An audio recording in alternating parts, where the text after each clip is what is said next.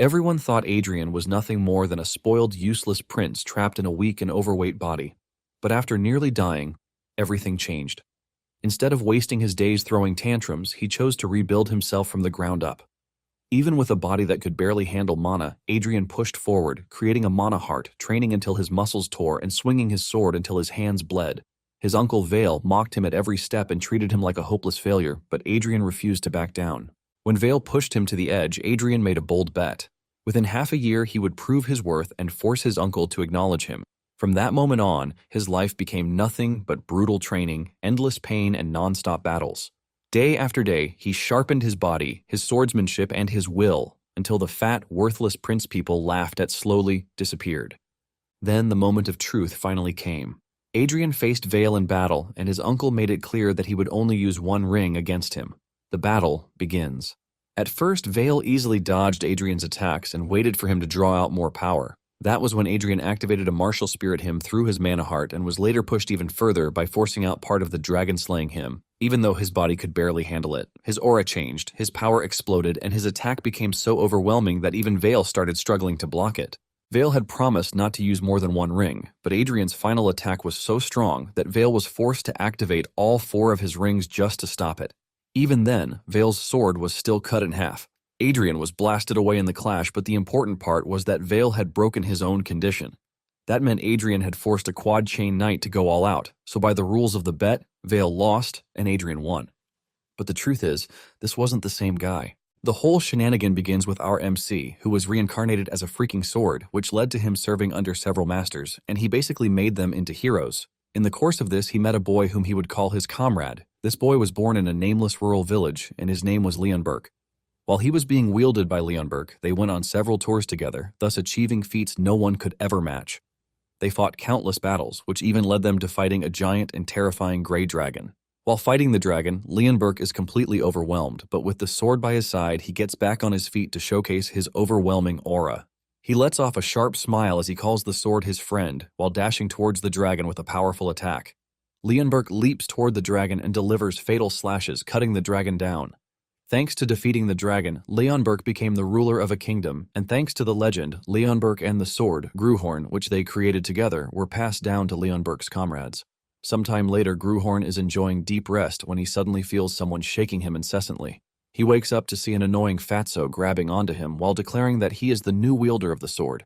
Apparently, this arrogant fatso is the prince, and even when the guards try to tell him that no one except the king touches the sword, he doesn't want to hear. Even Gruhorn can't believe that the dude swinging him around is a prince, since he looks like a rejected pig. Gruhorn decides to check the dude's stats and profile with his authority. This is when he finds out that the dude is Adrian Leonberg, who has incredibly bad stats. However, the name Leonberg alone already tells Gruhorn that the dimwit is really his comrade's descendant. Gruhorn is totally baffled at how someone with such terrible stats is the descendant of the great warrior known as the Sword Saint. Adrian starts babbling about how the nobles will have no choice but to bow to him once he is able to wield the great sword. Adrian screams out like a girl, telling Gruhorn to lend him his strength. Gruhorn knows that he obviously can't give his power to a trash like the dude, but the dude won't stop swinging him around while his guards urge him to calm down. They even remind him that it is forbidden to draw a sword within the palace, but this only gets him angry as he chases after the guards, asking them if they want to die. While he is busy swinging the sword around like a fool, he loses balance, and the god of Fatsos ultimately betrays him as he falls on the sword, stupidly impaling himself. The guards and maids freak out as they scream out his name, hoping that a miracle would happen. But the dude is already bleeding out with a big sword lodged in his body. One of the maids rushes off in panic, hoping to call the royal physician to help them. Gruhorn is shocked when he realizes that he is losing his vision, all thanks to the dude's stupidity. Talking about Adrian, he is basically an arrogant pig with no ability and has the greediness of a boar. He is basically a dark cloud hanging above the kingdom, and it doesn't take long before the rumor that he was stabbed spreads through the kingdom. Surprisingly, he still survived the stabbing incident, and after this, the maids were surprised that he didn't really throw tantrums like before. However, the maids assume that he is lying low because he is scared, and they are confident that he is going to go back to his old self in no time. Unknown to them, Adrian actually died, but has been reborn, and Gruhorn is now the one in his body. Sometime later, Adrian is holed up in his room when one of the maids comes to tell him to prepare himself to welcome the king, but Adrian basically tells her that he doesn't care because the king didn't bother to visit him when he was dying. The maid is forced to remind him to mind his words because the scary knights known as the sharp-eared royal knights are nearby. The knight standing behind the maid tells the maid to leave because the king wasn't even expecting anything grand from the dude anyway. Adrian, on the other hand, doesn't recognize who the dude is, and he just stares at him in the weirdest way. This forces the knight to speak, telling Adrian that they still maintain the bond of master and student, so he is not supposed to pretend like he doesn't know him. It basically occurs to him that the knight is Adrian's teacher, and Adrian doesn't even try to make things better, as he simply talks rudely to the guy. Just then, they get the call that the king has arrived, and Adrian watches as a stern-looking man approaches him. Gruhorn, who is now Adrian, had initially believed that Leonberg's bloodline had diluted over the years. But to his surprise, he realizes that this is not the case. The king scolds Adrian, telling him that he hasn't changed even though he had an encounter with death. One of the knights then tells the king that it appears that Adrian's memory is not intact. They gobble up this fact, and they waste no time in deciding to summon the royal physician. The royal physician soon shows up to check Adrian, and after his checks, he reveals that he can't find anything weird in Adrian's system. However, he reveals that there is a possibility that it is a temporary condition caused by mental shock. The king can't believe that Adrian suffered brain damage that caused him memory loss, and he talks about how convenient the whole thing is because if Adrian had lost his memory, that means everything he has done up until that point doesn't exist. The king is ultimately pissed that Adrian won't be haunted by the bad things he's done in the past. The king continues lashing out until Adrian's master urges the king to calm down, and this is when Adrian realizes that he is screwed. He figures out that instead of being treated like a prince, he is going to end up being treated like a freaking animal. He wonders what his old self has been doing all this time. Adrian is still thinking about how messed up his life is when he is grabbed and hugged tightly by the queen, his mother. She comforts him, telling him that his memory will soon be restored. At the same time, she lets him know that it doesn't matter if he doesn't remember his trivial past. The woman is so happy that her son finally woke up, and she even rubs his cheeks, calling him the most handsome boy on the planet. She talks about how broken she would have been if Adrian had not woken up from the accident. Little does she know that her real son is actually dead, and the new Adrian is just a sword living in his body. After she is done comforting him the best way she can, she leaves, telling Adrian that she will come visit him later.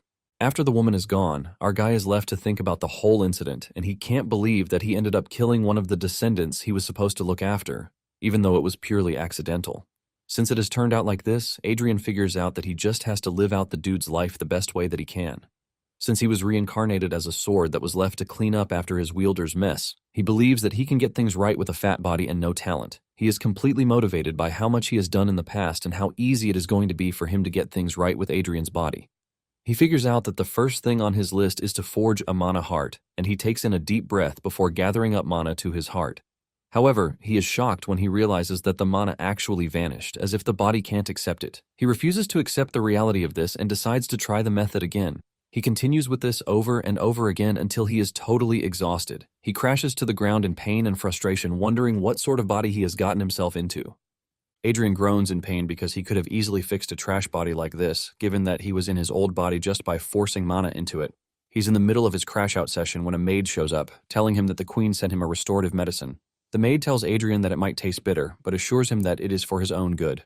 The maid says all this, while trembling because she doesn't know if Adrian would just grab the bowl and throw it at her, just like he did the last time.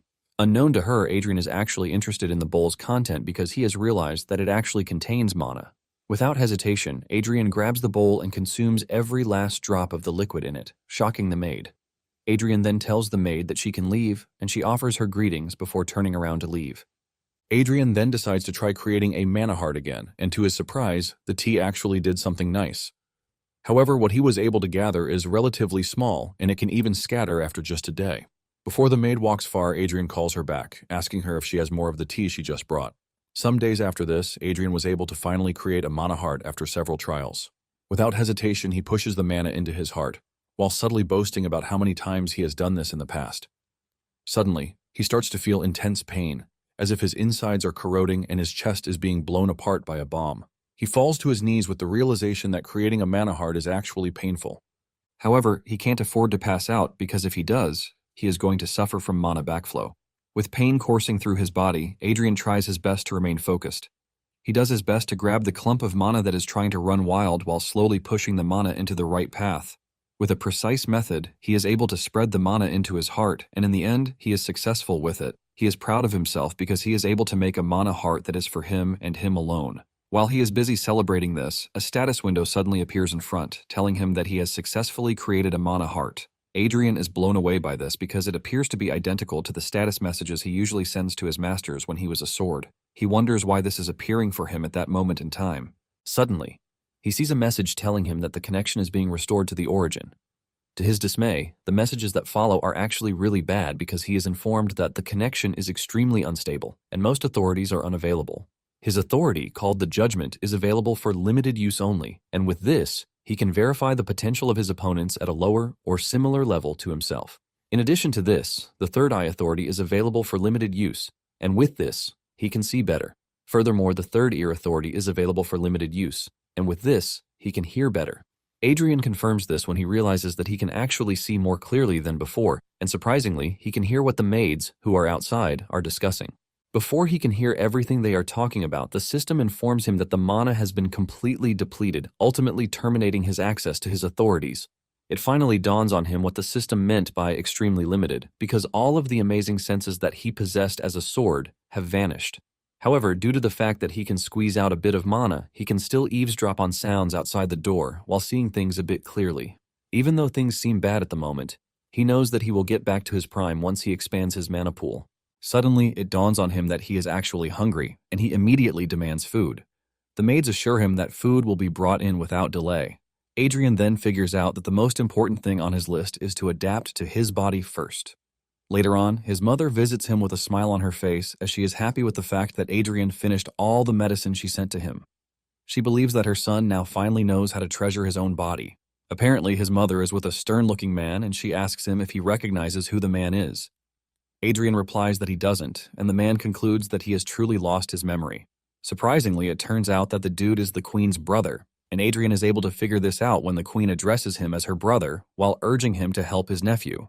The man tells the queen that she is supposed to be happy that her son lost his memory because there was nothing memorable in it in the first place. Without a doubt, Adrian can already figure out that the fella doesn't like him. The man then reveals that the best he can do is to remove a bit of the flab on his body. He adds that there should be no big expectations because he can't do more than this. Adrian can see the dude staring into his soul, and he knows that he is screwed. Before Adrian knows it, he gets dragged to the training arena, where the man tells him that everything he does from that moment on must come from him. He must receive permission to even drink or breathe, while letting him know that any expectation to be treated like a prince should be thrown in the trash.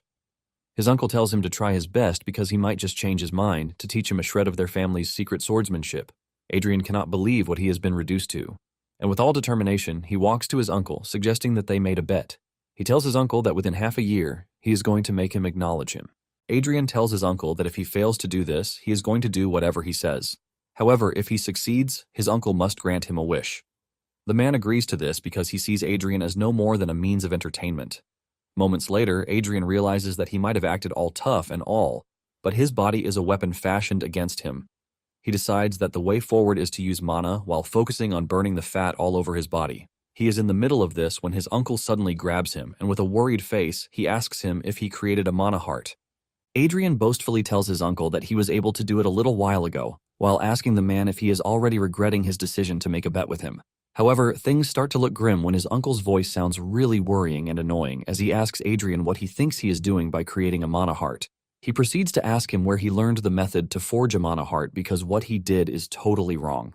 Adrian remains confused until his uncle finally reveals that creating a mana heart is a crude technique that only low-level mercenaries learn, and this sends a cold chill down his body. Adrian doesn't understand what the man means by this, and he asks him what gibberish he is saying. Instead of wasting his time telling him, he decides to show him, and he urges him to watch closely. His uncle then creates a mana around his hand, and to his surprise, it is shaped like a ring. His uncle explains that mana chains have the property of shattering the sword energy of a mana heart, and he shows him by smashing the mana in his hand. He then adds that it is easier and more stable than a mana heart. Furthermore, he reveals that the Eli family, who stubbornly stuck to mana heart, fell into complete ruin 100 years ago. Thanks to how inefficient it is, no one actually uses mana heart anymore. Adrian then sits down to read a book on mana chain theory. Basically, mages use circles, while knights weave chains to gather mana. Furthermore, a knight stage is divided by the number of woven chains. There is a single chain, a double chain, a triple chain, a quad chain, and lastly, a pentachain. After he is done reading the book, Adrian has no choice but to admit that it is not all nonsense, and just then, he notices that the name of the founder, Ernest Altringen, actually sounds familiar. Suddenly, he remembers that in the distant past, his comrade had met Ernest. Ernest claimed to be a sword saint, and he came to challenge Leonberg to see who was more worthy. Adrian remembers that Ernest was using strange arts that cannot be called swordsmanship nor magic. However, he doesn't even remember what happened to Ernest again. The next morning, Adrian returns to training, and his uncle asks him if he now understands his situation after reading the book. His uncle tells him that he has made a foolish mistake, but Adrian disagrees, saying he doesn't think he has made a mistake.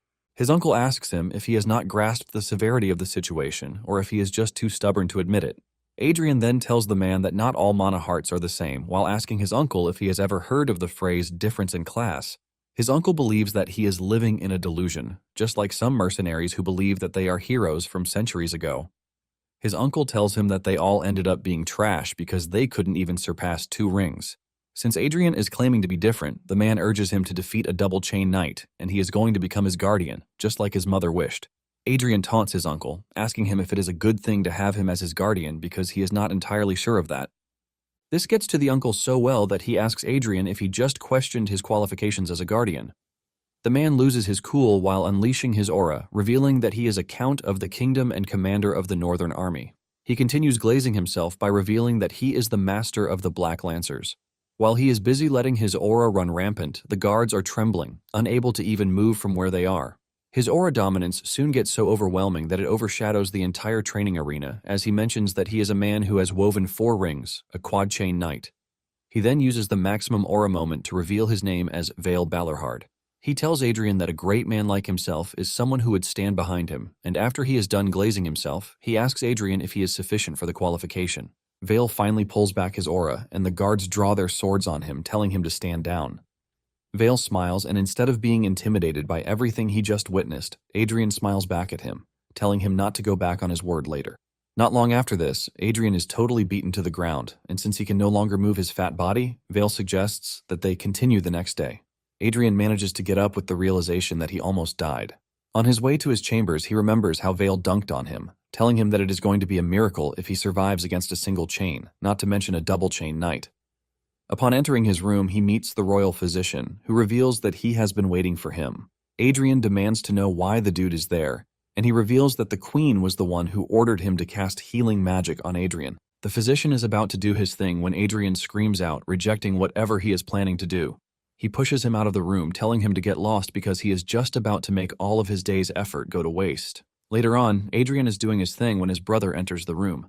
Adrian looks absolutely confused, and his personal guard, Carl, remembers that Adrian has no memory of his family members. He then moves closer to tell him that the dude in front is the third prince. The third prince walks up to Adrian, telling him that he heard about his accident, but it is a shame that he actually looks better. Adrian ignores his insults, asking him why he is there in the first place. The third prince is raging deep down because Adrian still has the guts to speak proudly. The third prince then reveals that he heard something interesting, and this is the fact that Adrian made a bet with Vale, which is about dueling a double-chain knight. With a smile on his face, the third prince asks Adrian what he thinks of choosing him as his opponent. When Adrian hears the offer and challenge, he is left wondering why all of Leonberg's descendants turned out to be weird fools. Carl then tells Adrian that the third prince, Gillian, has been renowned for his talent in swordsmanship since childhood. Adrian doesn't want to believe this, but Carl lets him know that Gillian wove 2 rings together at the age of 14, so he is pretty quick. Just then, the maid shows up, telling Adrian that a bunch of letters just arrived for him. Adrian wonders why he is getting a ton of letters from people who didn't even give a damn about him before. His thoughts are shut off when he finally reads the contents of the letters to see that they are all requests to duel with him, because it is nothing but a legal chance to beat the hell out of Adrian. Adrian smiles evilly because it simply means he is an easy target. He then tells the maid to write down the names of everyone who sent a letter, because he has plans for all of them. Later on, Adrian heads to the training ground, and Vale throws him his wooden sword. Vale tells him to pick up the sword because he needs to know at least a shred of swordsmanship for the bet to stand, and he doesn't want him to make up excuses that he lost because he wasn't taught the basics. Adrian bends down to pick up the sword while wondering why the dude couldn't just hand him the sword instead of throwing it on the floor. Just as he is about to get back up, he screams in pain because of his muscle, leaving Vale surprised. He walks up to Adrian, asking him if he didn't receive healing magic. Adrian tells Vale that he must know why he didn't because he is also a knight. He mentions that healing magic only restores muscles to their original state and doesn't help them grow. Vale is blown away by this, but doesn't have a choice but to admit that he is right. Vale walks back while telling Adrian that he doesn't have any intention of talking about what is right or not. Vale tells Adrian to watch him closely on what he is about to show him because he is not going to repeat himself. He mentions that it is the technique that the kingdom's knights learn to build their foundation, which is basically the kingdom's training sword. Vale swings his sword elegantly, displaying a magnificent sword style that scatters everything around him like a wave, leaving Adrian mesmerized. Adrian is forced to ask him again if what he just showed is the sword style knights learn to build their foundation. Vale believes that Adrian is not really impressed, and he tells him that the sword style might lack sharpness because it is a training sword, but it is actually faithful to the basics, which is why it is the right fit for learning the sword. Vale is still explaining everything about the sword style when Adrian bursts out laughing because the sword style Vale just displayed is the Dragonslayer style, which is the great swordsmanship that beheaded the Mad Dragon. Adrian cannot believe that this important sword style is now being treated like some trivial training sword technique. Vale continues by saying the sword style might not be enough, but Adrian cuts in, telling him that he is not going to learn any other swordsmanship because the one he just showed him is enough. Adrian then starts to swing his sword, following the Dragonslayer's technique, while thinking about everything that has happened so far. He figures out that the Dragonslayer technique is now considered weak because they have abandoned the mana heart, which has left them with no way to imbue will into the sword. Adrian continues swinging, but Vale suddenly stops him, telling him that power doesn't go into his sword just because he tenses his arms, while reminding him of what he showed him. Vale hits him in the belly and legs, telling him that he has to channel his strength properly to wield the sword. Adrian subtly agrees to Vale's teachings because even though his current self is just a weak body that is clumsy at mimicking even a fake Dragonslayer style, he is eager to prove that the Dragonslayer style isn't some old junk to be thrown away like useless worn-out shoes. With this determination, Adrian starts to train like crazy, and before he knows it, a month has gone by. He is in the middle of a training session when the status window reveals that he has successfully changed his body constitution via arduous training. The system tells him that his trait, morbid obesity, has changed to general obesity, which is much better. Thanks to this, metabolism becomes active due to a change in constitution, and the system also informs him that he has become accustomed to using his body through repetitive training. He has also lost the trait of clumsiness, which helps him to effectively increase the effect of exercise significantly. The system also tells him that his constitution has changed after consistently accumulating mana. Adrian smiles because everything the status window is showing is actually right. He is now able to swing his sword more naturally than a month ago, and he is stronger than he was before. Adrian is completely immersed in his training until he hears Vale screaming at him to stop. However, he is so concentrated on it that Vale cuts down his sword, forcing him to stop. Surprisingly, Adrian has been training in the rain in bad conditions, without a care. His hands are bleeding from holding the sword for so long, and the blood drips onto the floor into the rainwater. However, this is not the only shocking thing that happened because the training dummy that Adrian is using has been destroyed. There is literally lightning moving around the dummy, and Vale scolds him for training on a day that has the worst weather. He lets him know that he would have been dead if he were using a metal sword instead of a wooden one. Adrian stays mute as he stares at his blistered fingers before getting messages from the status window, telling him that he has completely awakened from a state of extreme concentration. However, his body still remembers the extreme sensation from this, and thanks to this, a new trait, hyperfocus, has been created. Adrian smiles when it dawns on him that he could have been struck by lightning and died. Exhausted from training so hard, he passes out, but Vale catches him before he hits the ground. Soon afterward, Adrian wakes up and he realizes that he must have passed out because he doesn't know the body's limit. When he was a sword, he had accomplished everything possible, from being a nameless war hero to the founder of the kingdom. He was able to lead wars to victory, while elevating the level of body and soul to guide the path of heroes. However, he was just an existence that was nothing but a third party, which is why he swung the sword until he collapsed. He was simply intoxicated by the sensation of making all the sweat, effort, and fruits of labor entirely on his own. He figures out that if he continues this way, the body will break down in no time, which means he has to find a way to balance the mind and body. Since it's been over a month since he formed a mana heart and has gathered quite some amount of mana during these times, he believes that he should be able to move to the next stage soon. Adrian takes a deep breath to gather mana, and the status window lets him know that through his consistent effort, he has been able to upgrade his body to the extent that it can withstand a little more mana. Adrian has expanded his mana heart, which leads to his body's constitution being changed. Blue aura surrounds his body, making him feel like he is all that, and he lets off a satisfying smile while declaring that it is done. He then grabs a sword to see the level he has gotten to, and the status window informs him that he has reached the rank of sword learner, which means he can now use the most basic level of aura. Adrian pulls the sword to his face to stare at himself because he can now proudly handle the basics. When he returns to the training grounds, Vale tells him that there are rumors that are spreading within the kingdom. Adrian asks him what the rumors are all about, and Vale reveals that it is about his bet. Vale suggests that the whole thing is getting on his nerves, and he urges him to find a duel opponent quickly. Adrian had totally forgotten about this, but with Vale reminding him, he lets him know that he has already decided on who his opponent is going to be. He then adds that it is going to be really tough to face a double chain opponent in his current stage, so it will be nice if he can duel with some single chain guys first. Vale lets him know that he is free to do what he wants, and Adrian turns to Carl asking him if he has prepared what he asked for. Carl assures him that he has just as he requested. He brings out the list of those who sent duel requests to him, and since Adrian is aiming to have a practice duel with them, he tells him that most of them have a grudge against him.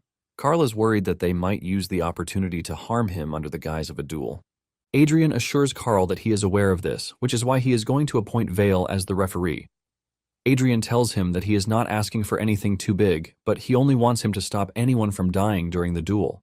Some days later, the first dude who received the duel notice arrives at the palace gate. The dude is Taylor Tailhem, and he is the second son of an ordinary baron family. Some years ago, Adrian had made fun of Taylor's father and his brother. He mocked them for wearing regular clothes to a royal banquet, and Taylor has held a grudge since then. Thanks to this, the family's honor was soiled, and his father and brother became the laughingstock of the nobles, even to this day. Taylor is determined to make Adrian pay for what he did back then. Upon arriving at the training grounds, Taylor offers his greetings to the prince while introducing himself to Adrian. Adrian teases the dude, asking him why he is so formal for a normal practice match. He even asks Carl if Taylor is a knight because he looks really weak. This only makes Taylor even angrier because he just confirmed that Adrian is just as the rumors said. Taylor's anger is so great that it starts to radiate out of his inner self, forcing Vale to step in, telling him to retract his spirit because the match has not even started yet. Taylor is totally blown away because he is standing in front of a legendary man. His face turns red while offering his greetings, and Adrian teases them, saying anyone who doesn't know would have thought Vale is the prince. Vale claps back, telling him that he should have behaved better in the past. Adrian has no choice but to shut up because everyone knows how to bring up the past whenever he tries to say anything. Once they are done with the formalities, Vale starts the match, and Taylor wastes no time gathering mana to his body. He smiles evilly at Adrian, telling him to be careful, and he leaps toward him. Adrian doesn't feel any intent of threat from the dude as he teases him that everything he is doing is just useless. Taylor manages to land his strike, but Adrian easily blocks it. Taylor is shocked when he realizes that Adrian is making use of a mana heart. Adrian repels his attack, pushing him backwards, and Taylor is shocked that a mana heart was able to block a mana chain. Adrian dives into his best ability of pissing people off by asking Carl if Taylor is really a knight because he looks really weak. Adrian adds that Taylor's attack only felt a bit tingly, and Taylor is shocked to hear this. Surprisingly, they hear Adrian's sword make a sound, and everyone standing in the area is shocked to hear this. Vale is the first to confirm that what he just heard is a sword resonance, and even Taylor doesn't want to admit the truth, staring him in the face. He angrily dashes toward Adrian, swinging his sword at him ferociously, but Adrian blocks every one of his attacks. After swinging so hard, Taylor is forced to back off for a bit. On the other hand, Adrian has been able to figure out one or two things from his recent encounter with Taylor. Adrian then points his sword at Taylor, urging him to cool his head a bit. Adrian closes his eyes to enter full focus mode so he can awaken the dormant will to slay dragons. Thanks to this, Adrian is able to access the sword's recent activity, and his blue aura immediately bursts into a red one. Adrian has just tapped into a power that is solely kept to slay dragons by merging the energy flowing from the Dragon Slayer's heart with the dragon-slaying sword. His aura rips through the roof, shocking Taylor because he can't believe what he is watching. Seeing this, Vale knows how dangerous the situation has become, and he screams at Adrian, telling him to stop as he dashes toward Taylor with an overwhelming bloodlust. Before the match, Adrian had told Vale to stop him if he looked like he was about to kill his opponent. Remembering the favor that Adrian asked, Vale realizes that he has no choice but to step in at this point, and just as the sword is about to reach Taylor, Vale speeds into the frame and kicks Adrian backward. Adrian is sent into the wall and he passes for a minute. The guards immediately hold their swords to Vale's neck, asking him what he has done. They let him know that he can actually be charged with regicide depending on the severity of the situation. Just then, Adrian comes back to life, telling the soldiers to stand down, revealing that he was the one who told Vale to stop him. However, he doesn't remember telling Vale to knock him out. After saying this, he passes out again, and when he wakes up, he is already in his chambers. He immediately checks his mana heart to see if it is still intact, and he is thankful that it is. He realizes that Vale's power is different from that of a single chain warrior. However, he is thankful that there were no side effects whatsoever. He is celebrating his win when he hears Vale show up beside him, asking him what he is smiling about. Adrian is shocked to see his uncle out of nowhere, and the man asks him what he has gone ahead and done. He demands to know who taught him the sword style that he used, and Adrian replies that he was only being faithful to the essence of the sword. Vale is not entirely convinced because he believes that Adrian doesn't have the right to even mention the essence of the sword when he has never seen real combat. Vale is surprised that Adrian's supposed essence is killing intent, and he lets him know that it is immoral and uncomfortable. However, he admits that it is something that cannot be avoided, and Adrian is shocked that his uncle is not lecturing him about some self-righteous nonsense. Vale then replies that he is a soldier, not a knight, which means he is someone who walks the path of victory rather than the path of righteousness. However, he lets him know that his sword is going too far because his killing intent is too much. He is going to fail to distinguish friend from foe. Adrian finally understands why his uncle is making a fuss about the whole thing because he is trying to get him to fix it. Vale then tells him that he is going to continue watching him to see if he is going to be consumed by his inner demon or not. 3 days later, the practice duels finally ended, and Adrian commended Taylor for his work over the past 3 days. Taylor had no choice but to block a sword with uncontrolled killing intent for 3 days straight. There is no doubt that Taylor has been through hell during these past days, and Adrian knows that Taylor would be feeling really bad because he didn't even get to touch him throughout the whole 3 days. Taylor tries to hide his resentment, but Adrian tells the maid to bring the box he had already prepared beforehand so he can give it to Taylor. Taylor is confused as he asks Adrian what the box contains. Adrian tells Taylor that he heard about how he did some terrible things to him in the past, and even though the box might not make up for it, he still wants him to take the box to his father, Baron Taleham. Apparently, what is inside the box is just gold and a letter, and after handing over the box to Taylor, Adrian wishes him a safe trip back home. Taylor is flabbergasted, and he has no choice but to thank Adrian for the kind gesture. Even though Adrian believes that he has no obligation to clean up the mess that his old self made, he still thinks it is right to pay someone if they have worked hard. Thanks to this, his duel became a hot topic in the kingdom, and people were expecting terrible news from the duel, but to their surprise, none of those who went for the duel had bad things to say about Adrian. In fact, they start to praise Adrian, leaving Adrian's haters to conclude that the royal family has silenced Adrian's duel opponents. When Adrian later hears the new rumor going around, he is ultimately frustrated, leaving him to conclude that the nobles are jobless and have nothing to do with their time. Adrian then decides to tweak things, and after giving his next opponent the gift box, he tells him to spread the news of the day's duel results. He says this assertively, leaving the dude to answer in a terrified way. The dude agrees to do this, and Adrian believes that this will make the rumors die. However, it turns out that he is so wrong because the next rumor he heard is that he is threatening his opponents to fabricate the duel results. Tired of trying to prove himself, Adrian decides to forego everything and just train to his heart's content. His next opponent gets so badly beaten without mercy. After some intense training sessions, he asks Carl how many opponents he has left, and Carl reveals that there is just one more, and he will be coming on that day. Adrian mentions that apprentice knights are no longer doing the deed for him, but Carl lets him know that the last opponent is a knight who has properly learned the sword. He reveals that this person is not even satisfied with merely pushing their family's sword arts and decides to join the knighthood to train, and their name is Arwen Kurgayan. Moments later, Arwen shows up, and it turns out that she is a lady, and she is known by several titles, especially the one who is considered to have broken the hearts of men. The guards are mesmerized by her beauty, leaving them to wonder why someone like that would come to the practice. At the same time, the workers can't wait to have a laugh after Adrian is disgraced by Arwen. When talking about the kingdom's Iron Lion Knights, they are renowned as one of the kingdom's top orders in both fame and skill. Arwen is known as the Probation Knight, and she is a promising talent whose official membership has already been confirmed.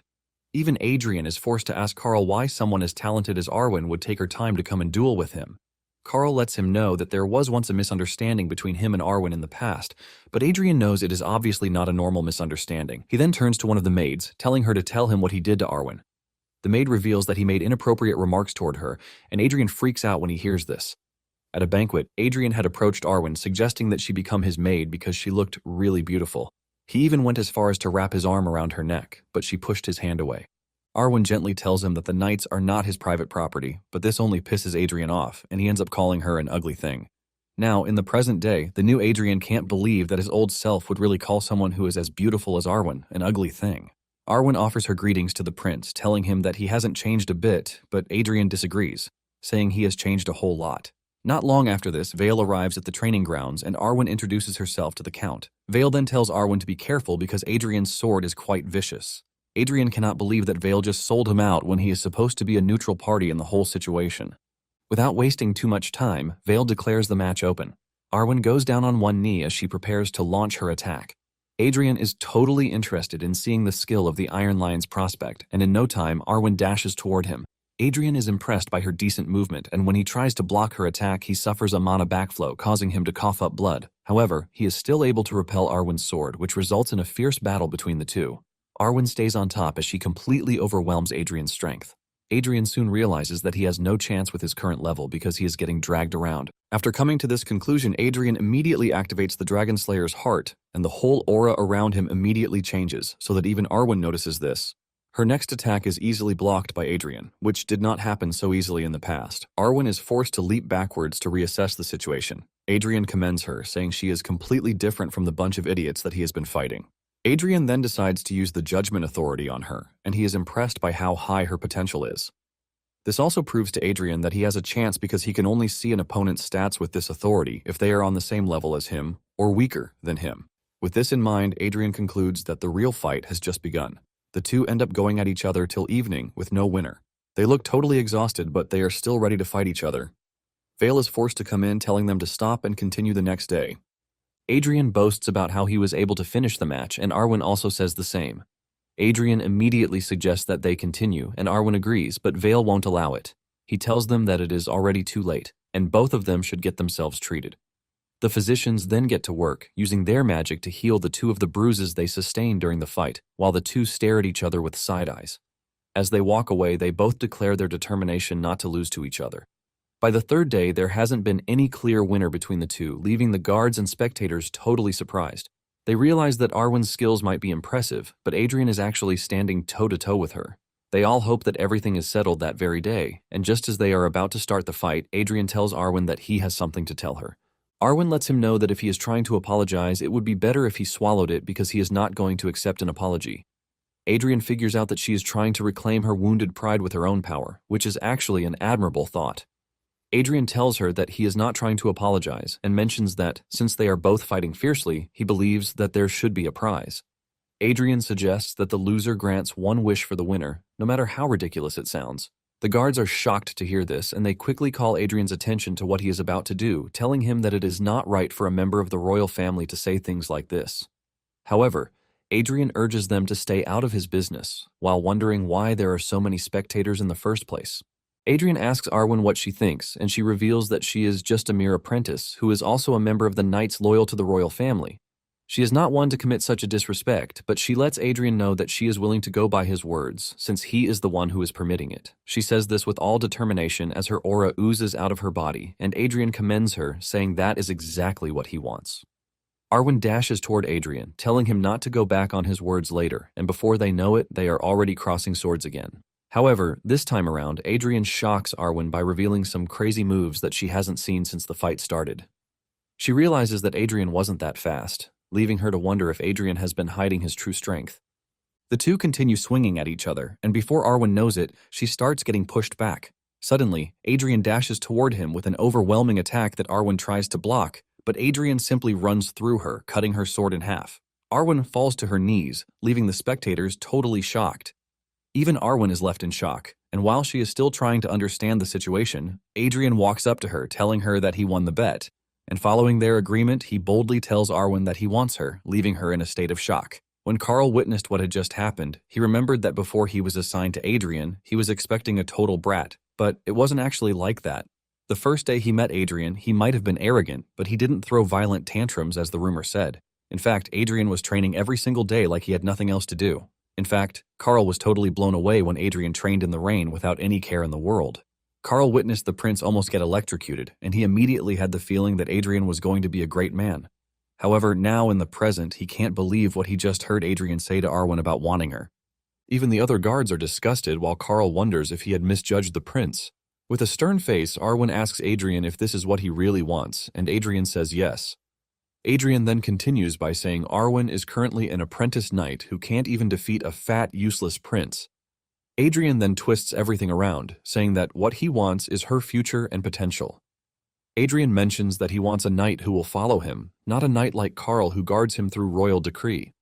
Basically, what Adrian wants is a knight that belongs to him and him alone. Adrian has no choice but to make this move since he has seen Arwen's incredible potential and he is not about to miss out on her. Adrian then spells it out loudly, asking Arwen to become his knight, leaving a complete shock on her face. Arwen is totally blown away by this, and she starts to narrate how no one treated her like a knight when she was younger. Thanks to this, she was forced to work twice as hard as everyone else. But even after defeating every one of her colleagues, who are apprentices like her, while showing results, she could not become a knight. Now that Adrian is saying he wants her potential and future as a knight, she is left stunned, while wondering if Adrian is actually sincere with what he said. Arwen then tells Adrian to promise her one thing, and this is the fact that he is going to treat her as a knight, not a woman. She assures him that if he can do this, she is going to do as he wishes. Adrian stares into her eyes before promising her this, and Arwen goes down on her knees to pledge her loyalty to the prince. She assures Adrian that she is going to dedicate her sword and the rest of her life to Adrian, and Vale is speechless during the whole thing. Adrian then places his sword on her shoulders, and in that moment, he knights her up. Later on, when the other nobles heard what Arwen did, they were all left in shock because they couldn't believe that Arwen actually swore loyalty to an annoying brat. The nobles had tried to help Arwen, but she refused their help, leaving them to believe that there was something deeper going on between her and Adrian. They even believe that Adrian is using the oath as a cover to secretly take Arwen as his mistress. In no time, Adrian hears about the rumors again, and he holds his head in frustration, asking if he is truly a villain. At this point, he believes that he is the leader of the scums on the planet.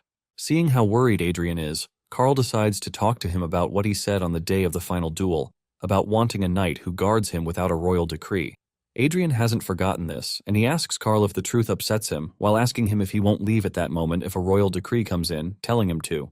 Adrian then teases him, telling him that he can take the oath later, and Carl wastes no time expressing his interest. He asks Adrian if he would accept his oath, but Adrian says no, revealing that there is no joy in raising him. Carl chuckles nervously, believing that Adrian is just joking, but deep down, Adrian is dead serious. Later on, Adrian gets a royal decree, telling him that he has been released from probation. Adrian is shocked that his probation was lifted so early when the king acted like he was going to throw him in a dungeon, not to be seen again.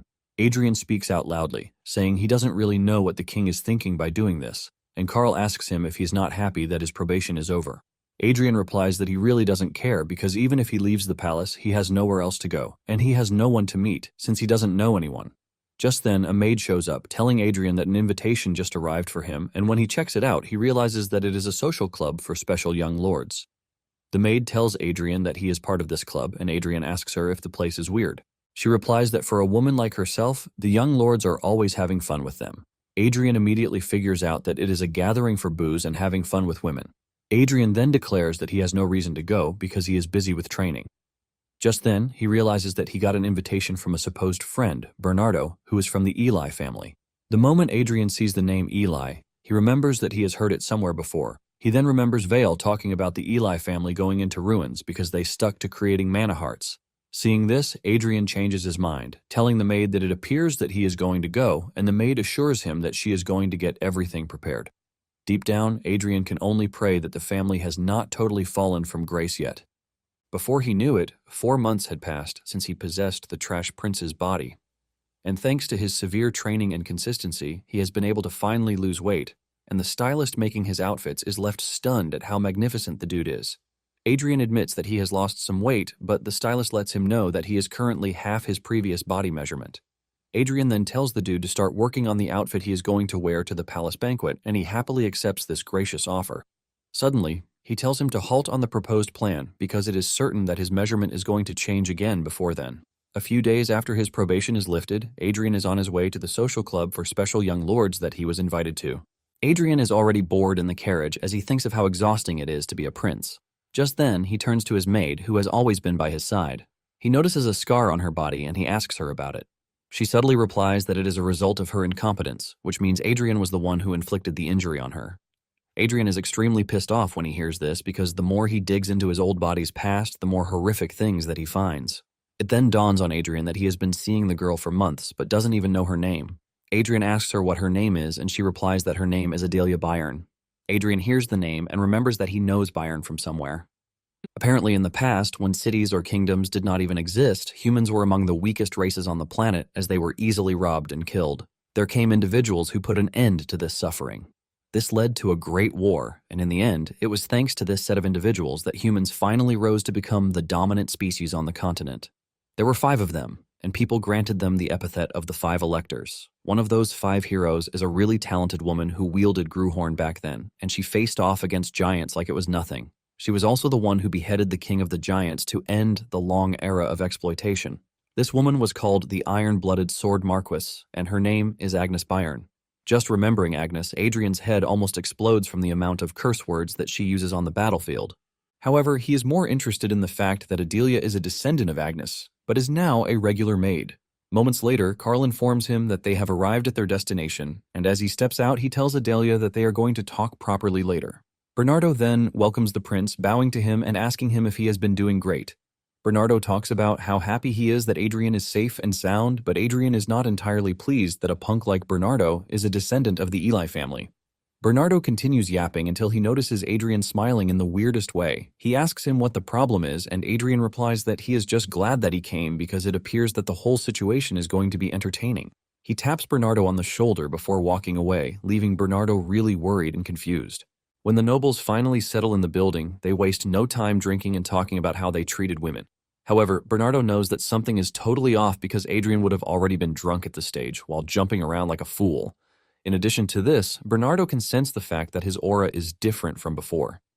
Just then, one of the dudes walks up to Adrian saying he heard how he made Arwen his woman. Adrian keeps quiet as he continues, saying he was just a step too late because he has also had his eyes on Arwen for quite some time. Others in the room also said the same thing, talking about how they would have gotten her oath first if they knew what was going to happen. One expresses how dirty his mind is by wondering how Arwen would look under the armor. Adrian is tired of hearing their nonsense, and he turns to the dude, asking him if he has any siblings at home. The dude is surprised that Adrian is asking him such a stupid question, and he reminds him that he has a younger brother back home. Adrian tells him that this is a relief, and before the dude knows it, a punch lands straight on his face, sending him to the ground. He coughs up the drink in him, while everyone in the room watches in shock and horror. Even Bernardo has no idea what is happening, and Adrian walks up to the dude, telling him that it is a relief that his family line won't end because of what he is about to do. Without hesitation, Adrian steps on the dude's golden eggs, crushing them in front of everyone, leaving the dude to scream out in severe pain. Adrian coldly tells him that from that moment forward, his younger brother is now the heir. Adrian continues beating up the dude to the horror of the rest of the others. The dude who has been beaten is forced to ask Adrian why he is doing this, and Adrian tells him that he can tolerate them thinking of him as trash, but he won't accept the fact that they believe he is one. This leaves the others confused because they have no idea what he is talking about, but Adrian only beats up the guy even more. Adrian sends him flying with a punch, and after he is done with this, he calls on Bernardo, who immediately falls to his knees. He reminds Bernardo that he already told him that the day is going to be very entertaining. Deep down, Bernardo is left wondering why Adrian is acting all crazy because he is basically the worst among them. Adrian then tells Bernardo to summon the Royal Knights, and he initially hesitates, but immediately has a rethink. He then rushes off, promising to follow Adrian's command. While Bernardo is gone, Adrian turns to the women, telling all of them to leave. One of the dudes wants to use the opportunity to leave, and Adrian reminds him that he said women are the only ones allowed to leave. However, he tells him that he is free to leave if he wants to, but he won't be leaving as a man. The dude immediately remembers how Adrian just crushed someone's golden eggs, and he panics. Adrian then tells the group that they are so arrogant because none of them even knelt in front of him as a prince, and they showed no iota of respect too. In fact, they were mocking him to his face, while insulting his knight too. Adrian then asks Carl what charges can be applied in a situation like this, and Carl, who just entered the room, reveals that since what they did is to look down on royalty, it actually constitutes an insult to royalty. The moment the dudes hear this, they freeze in fear because they know that they are so screwed. As if this is not enough, Carl mentions that by challenging the authority of the royal family, they have automatically committed treason. Carl urges Adrian to give the orders, asking him whom they are to force to their knees. With a cold smile on his face, Adrian tells the guards to force everyone to their knees. Later on, the king calls Adrian to the throne room to scold him, telling him that he wasted no time in causing a scene the moment his probation was lifted. The king screams out in anger, saying 14 noble children were arrested because he found a way to attach grand punishment to their offense. The king is pissed because, with Adrian invoking the authority of the royal family, the noble children have to be punished. At the same time, there is going to be a severe backlash, since 14 noble children are involved. As if Adrian already knows what the king is thinking about, he tells him not to worry about the backlash because the dudes are outcasts even within their own families. He mentions that they are irreparable trash that only tarnish their families' reputations by just having them around. Adrian then tells the king to send a letter, but the king has no idea what he is talking about. Adrian believes the king knows what he is talking about because there are people who can handle the internal noise of each family better than anyone else. These people are none other than the sisters and brothers of those who were arrested. With a crude smile on his face, he asks the king if he thinks he is wrong. But the king is left speechless, and he tells him to just leave. Adrian happily acknowledges the king's orders because he knows that there is nothing the king wants to say. After this, he meets with Adelia, who is trembling just at the sight of the prince. Adrian tries telling her that he is not going to hurt her, but this doesn't stop her from shaking like a leaf on water. Adrian immediately realizes that the girl must have gone through a whole lot in the hands of his old self. However, Adrian is surprised that no one knows about Agnes, as if the history of glory was totally erased and her peerless arts were dumped. The great prestige of the Bayern family, the lofty pride have all disappeared without a trace. But there is something more shocking.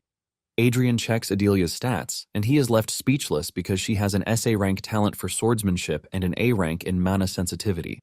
As for her other traits, she possesses the Butcher trait, War Maniac trait, Fragile Heart trait, Caregiver trait, and the Slave Mentality trait. Adrian is left in shock because these traits are overpowered and scary. The Butcher trait allows her to go crazy when she sees blood, and the War Maniac basically turns her into a woman who is obsessed with battle. As for the Slave Mentality, it makes her dependent, and Adrian holds his head in total shock because Adelia has an unrivaled talent. However, the problem is that she doesn't even have a single trait to control the madness that she possesses. This leaves Adrian wondering if it is right for him to unleash Adelia on the world. After thinking about it for a minute, Adrian decides that he has no choice because he can't miss out on Adelia, who is a freaking S-rank talent. In addition, he believes that there is a trait that he can exploit, which is the Slave Mentality trait. This is a trait where one feels great joy in the existence of a master whom they serve with their heart. Adrian then walks up to Adelia, telling her to swear loyalty to him, leaving her confused because she has no idea what he means by this. Adrian tells her that he is simply demanding that she become his knight right there and then. Adelia falls to her knees, telling Adrian that she doesn't think it is something a humble girl like her can handle. Adrian then reminds her that she said her family is insignificant, but he assures her that he is going to take responsibility for her family. However, in return, she must swear loyalty to him and serve him as her master. Basically, Adrian is planning to help Adelia control her madness if she can't do that herself. Adelia then asks him if he is really going to take responsibility for her family, and Adrian says yes. In fact, he is willing to summon them to the capital if that is what she wants, so she can get to see them anytime. With a smile on her face, she tells Adrian that she is going to do what he says. Without hesitation, she pledges her loyalty to Adrian, telling him that she is going to serve him as her master and devote herself to him for her entire life. Adrian is glad to hear this, and he places his hand on her head, telling her that from that moment forward, she is going to obey his orders unconditionally. Her face turns red as she agrees to this, but Adrian, on the other hand, is wondering if he just made the right choice. In no time, rumors start flying around that Adrian has been doing a lot, and the news that he just turned a maid into his personal knight gets the top spot. They waste no time concluding that he is trying to build a harem for himself. When Adrian hears all the rumors, he is totally dumbfounded because they didn't really pay attention to him before. But now that he has gotten himself a personal knight, they are trying to take his head off. Even the king believes that he is indulging himself with women. Basically, everyone around him, from his uncle down to his annoying brother, has something to say about his decision. His mother also comes for a visit, and his mother, who is always on his side, also abandons him. The queen concludes that Adrian needs a wife, which is why he is acting all foolish, and she decides that this is what she is going to do. Adrian is stunned, but when he tries to say something or argue, his mother yells at him and then leaves afterward.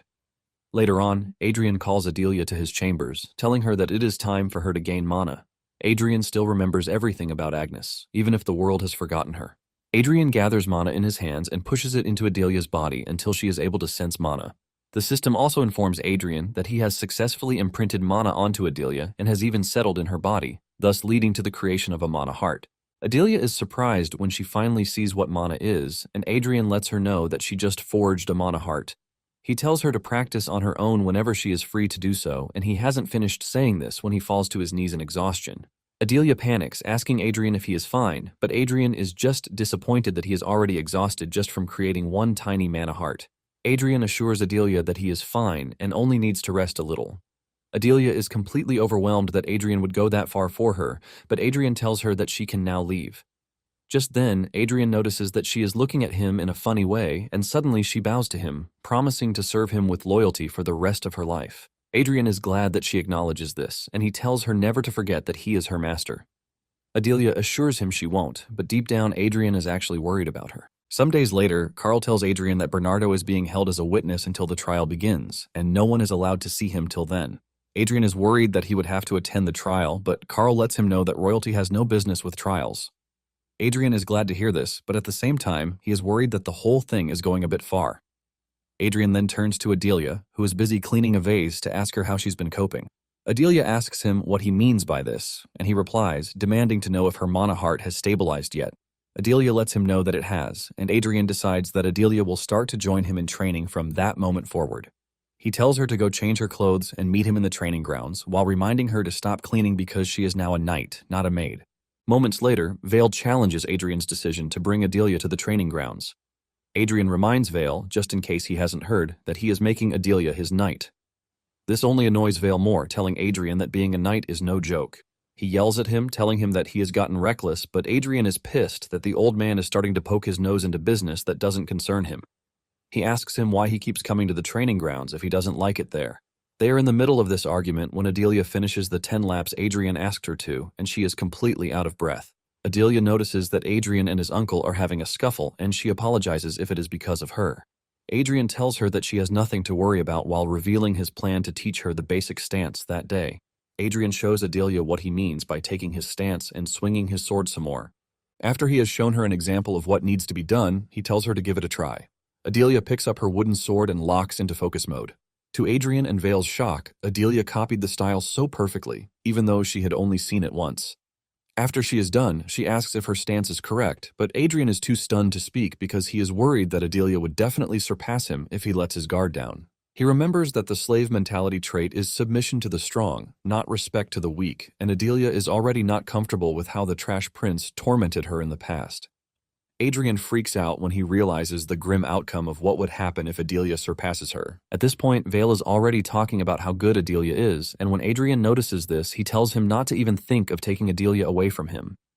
Vale teases Adrian, telling him that there is nothing he wants to teach Adelia, while reminding him that he is just a novice who's only held a sword for a few months. In no time, the situation escalates between the two, as Vale unleashes his aura, trying to get Adrian to submit, telling him that he cannot handle Adelia. Adrian knows that his former self would have backed down at the sight of Vale's aura, but he is not his former self. Adrian replies, telling Vale that if he cannot handle Adelia, then no one can because he is the only one who has drunk the blood of numerous powerful entities, ultimately calling out a portion of Gruhorn's soul in the process. A red aura swells around Adrian as he stands tall in front of his uncle, telling him that Adelia is his. Adrian tells Vale not to look at Adelia, let alone covet her, because he truly hates it when someone takes what is his. Suddenly, Adrian's reality of things starts to go cold, and he realizes that Gruhorn's soul is about to take over Adrian's weak body. He quickly steps in, puts the soul back in its place, and he returns to his senses. Vale reveals that a single ordinary knight can save the lives of 10 soldiers, and further adds that a single outstanding knight can save the lives of 100 soldiers. In fact, he believes that Adelia has what it takes to save 1,000 or even more soldiers. Adrian wonders if Vale has already seen how great Adelia is going to be for him as a commander to start acting the way he is. However, Adrian lets Vale know that he doesn't really care. Vale asks him if he doesn't care if Adelia can save countless lives, but Adelia cuts in, telling Vale that her entire existence now belongs to Adrian, so he cannot follow whatever Vale says. Vale is left stunned when he hears this, but Adrian, on the other hand, is glad that he dragged Gruhorn's soul out because the slave mentality is bound to submit to a higher entity. Since Adelia has made her choice, Adrian asks Vale if he has nothing else to teach him, because the goal from the start was to help him lose weight, which he has already achieved. Adrian urges Vale not to interfere in his affairs again if he wishes to continue visiting the palace. Vale agrees to this, but even after that day, Vale continues to visit so he can watch over Adelia. However, he can't necessarily do anything, since nagging is not allowed. Deep down, Adrian is satisfied to see how calm his arrogant uncle is. Adelia is in the middle of her training when she suddenly achieves sword resonance, shocking Adrian and Vale. Adrian claps for her, but deep down, he is worried that Adelia is going to surpass him in no time if things continue the way they are. Vale then walks over to Adrian, asking him if he also taught Adelia the mana heart, and Adrian confirms this, demanding to know if there is anything wrong with it. Vale suddenly screams at Adrian, asking him if it is not enough that he already learned such a cheap trick. Adrian notices that Adelia is listening to everything Vale is saying, and he immediately tells Vale to make himself scarce. Vale continues yapping, saying there was a much better path and Adrian ruined it. Adrian simply tells Carl to escort Vale out of the training grounds. However, Vale refuses, saying he is going to leave by himself. As he walks away, Adelia asks Adrian what Vale meant by a cheap trick.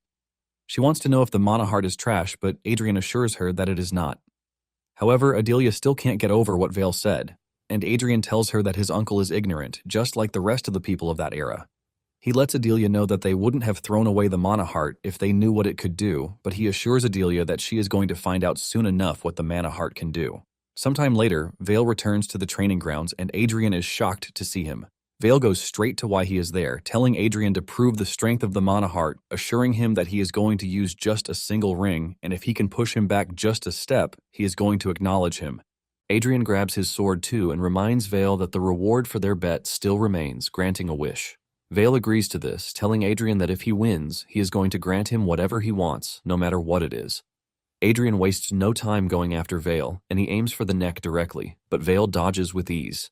Adrian doesn't hold back as he continues with his assault, but none of his efforts are even able to touch Vale's hair. Vale stands like a rock, dodging everything that Adrian throws at him. Vale finally blocks his strike at some point, taunting him and asking if he is done. Adrian is pushed back, and he looks exhausted from all the failed swings. Vale asks him if he has given up already, but Adrian assures him that he is still as hard as a rock. Deep down, Adrian has no choice but to admit the simple truth that his uncle is pretty strong. He figures out that Vale is waiting for him to draw out his mana so he can give him a taste of an even more miserable defeat. Adrian knows that it is pretty obvious that he would lose with the current level of mana heart that he has. Adrian tells Vale that it is funny how knights achieved great things with mana hearts in the past, but because a new technique appeared, the other arts are now treated as trash. Vale asks him what he is trying to say, and Adrian reveals that his thoughts are different as he lets Vale know that it was not mana heart that was weak, but the masters wielding it. Adrian mentions that just because it is mana heart doesn't mean that they are all the same.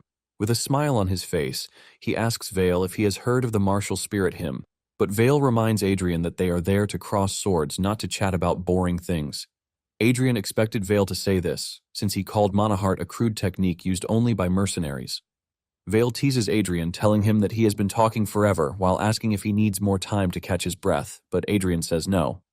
Adrian gets into a scary stance as he chants a hymn about how 100 victories have been his pride and power.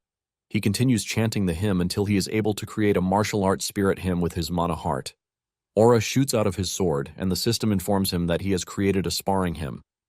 Without wasting time, he activates the hymn as he prepares to show the true power of the mana heart.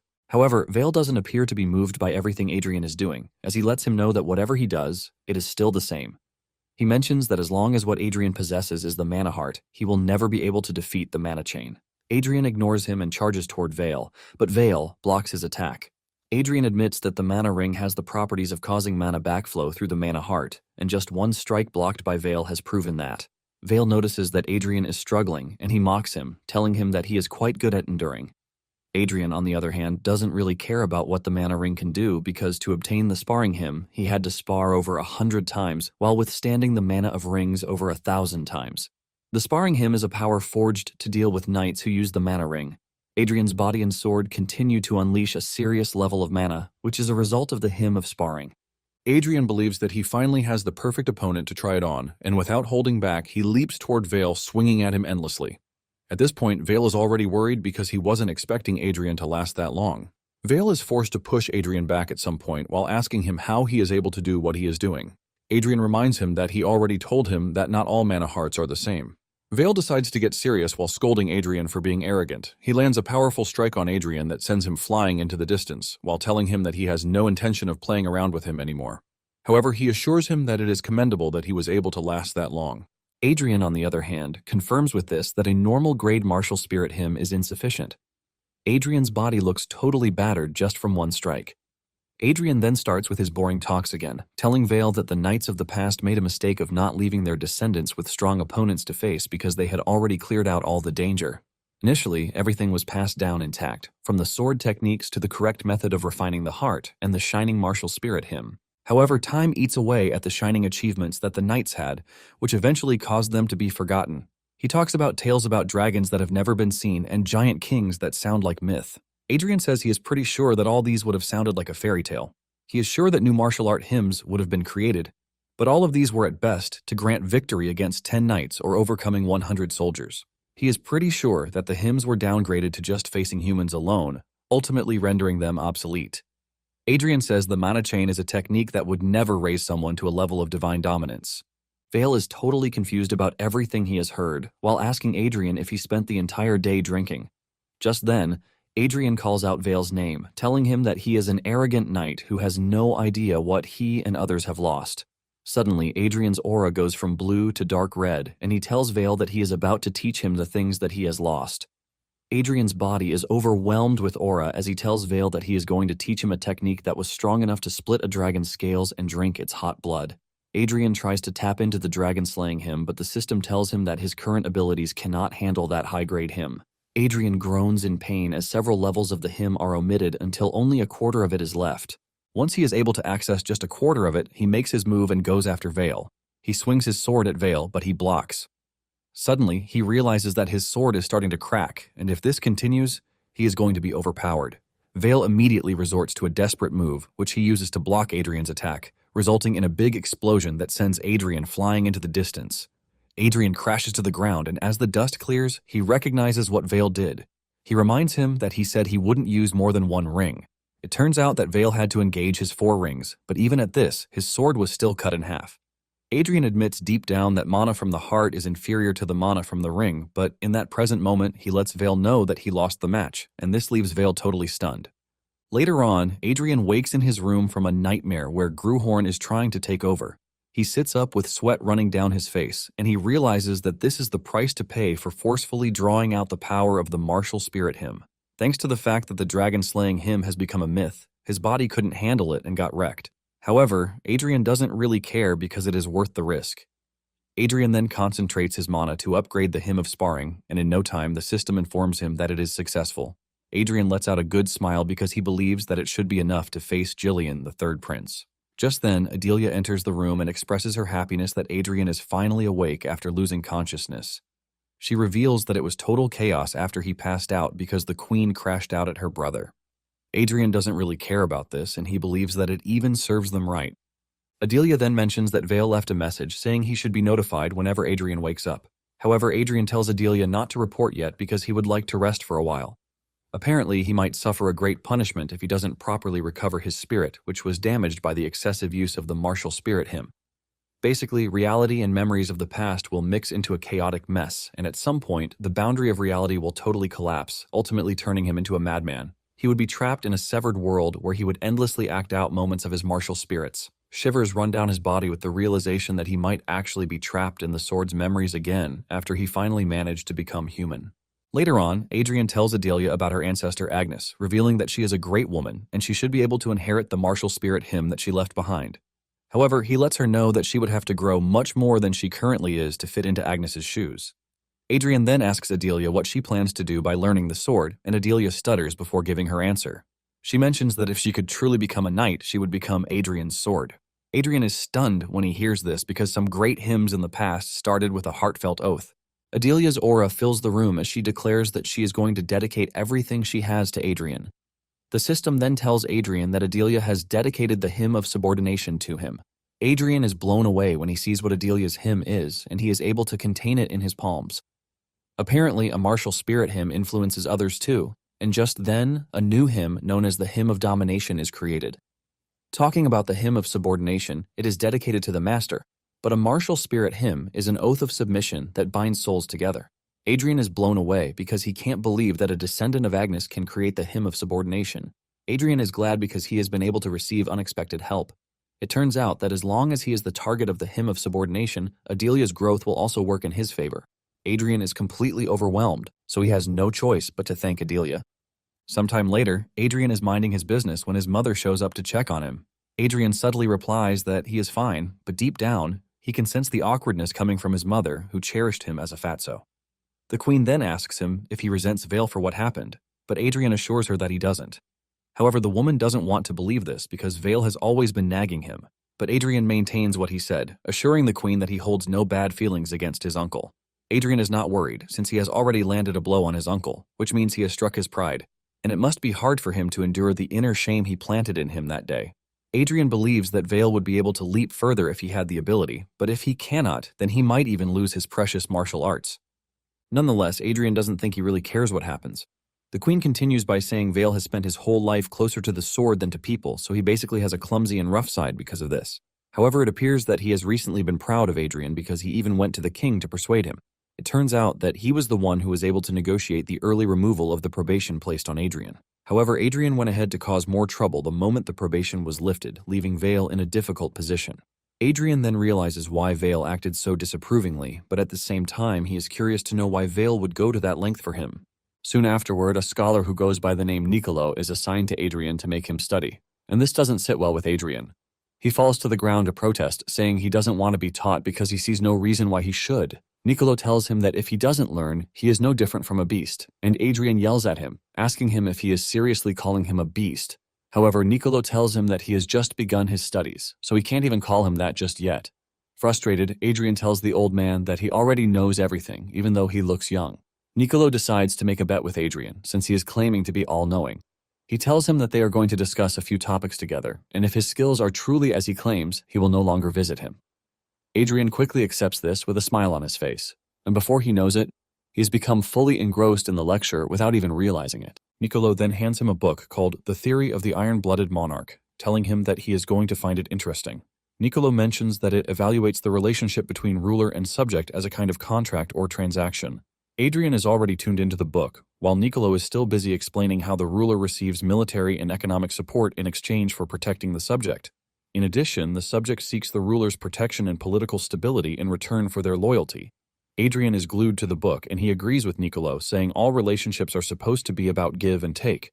In no time, they spent the entire day on this, and Nicolo is the one who later had to end the lecture. He promises to return the next day, and Adrian sends him off with a smile, telling him that he will be waiting. It wasn't until Nicolo left that it dawned on Adrian that he had been studying the entire day without even realizing it. On the other hand, Nicolo is also impressed because Adrian is not as the rumors suggest. Days later, Adrian rolls on his bed complaining about how bored he is as Carl stares at him helplessly. Adrian wonders if he has been too diligent in the way he lives, and since he's not training, boredom is about to end him. However, it is important to note that his body is still recovering.